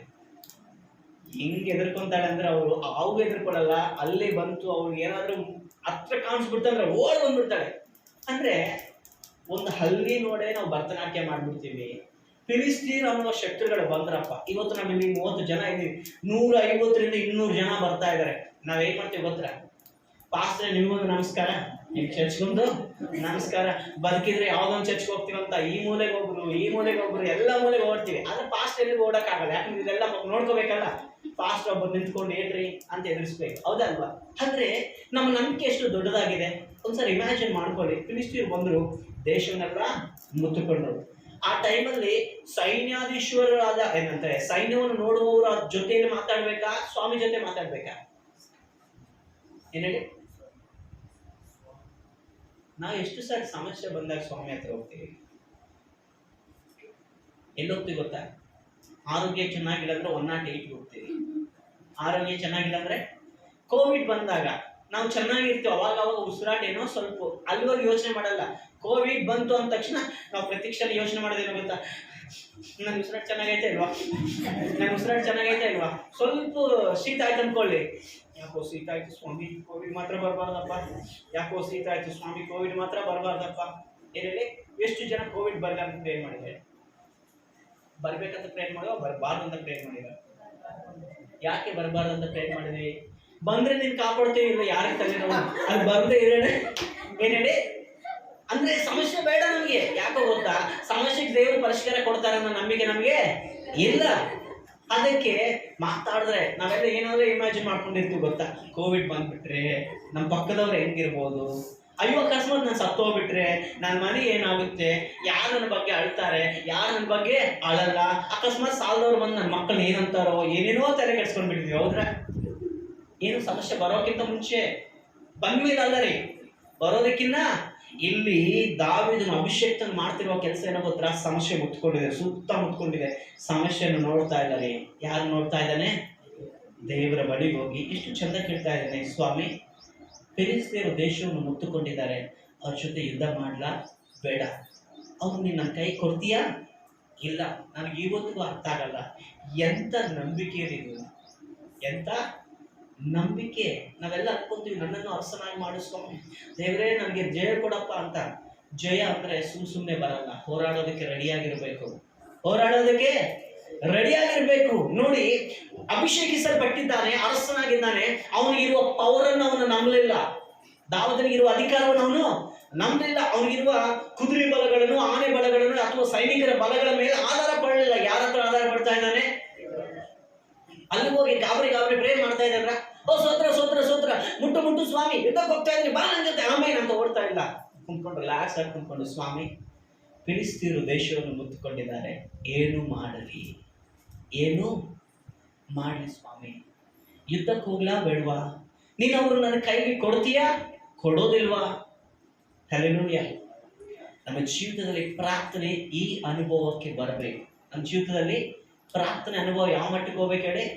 ಸುತ್ತ ಸಮಸ್ಯೆಗಳು ಮುತ್ತುಕೊಂಡ್ರು ಸಹಿತ ಯಾವುದನ್ನು ನೋಡ್ಲಾರ್ದಂಗೆ ದೇವರನ್ನು ನೋಡಿ ದೇವರ ಜೊತೆ ಮಾತನಾಡುವ ಅನುಭವಕ್ಕೆ ನಾವು ಹೋಗುವವರಾಗಿ ಇರಬೇಕು. Hallelujah, hallelujah, hallelujah. ನೋಡಿ, ಹಿಂದ್ಗಡೆ ಶತ್ರುಗಳ ಮುಂದೆ ಸಮುದ್ರ, ಇಸ್ರೇಲ್ ಪ್ರಜೆಗಳೆಲ್ಲ ಕಲ್ಲುಗಳು ಹಿಡ್ಕೊಂತಾರೆ ಮೋಶೆನು ಕೊಲ್ಲೋದಕ್ಕೋಸ್ಕರ. ಅವಾಗ ಮೋಶೆ ಗುಡ್ಡಕ್ಕೋ ಎಲ್ಲೋ ಒಂದ್ ಕಡೆ ಓಡೋಗ್ಲಿಲ್ಲ.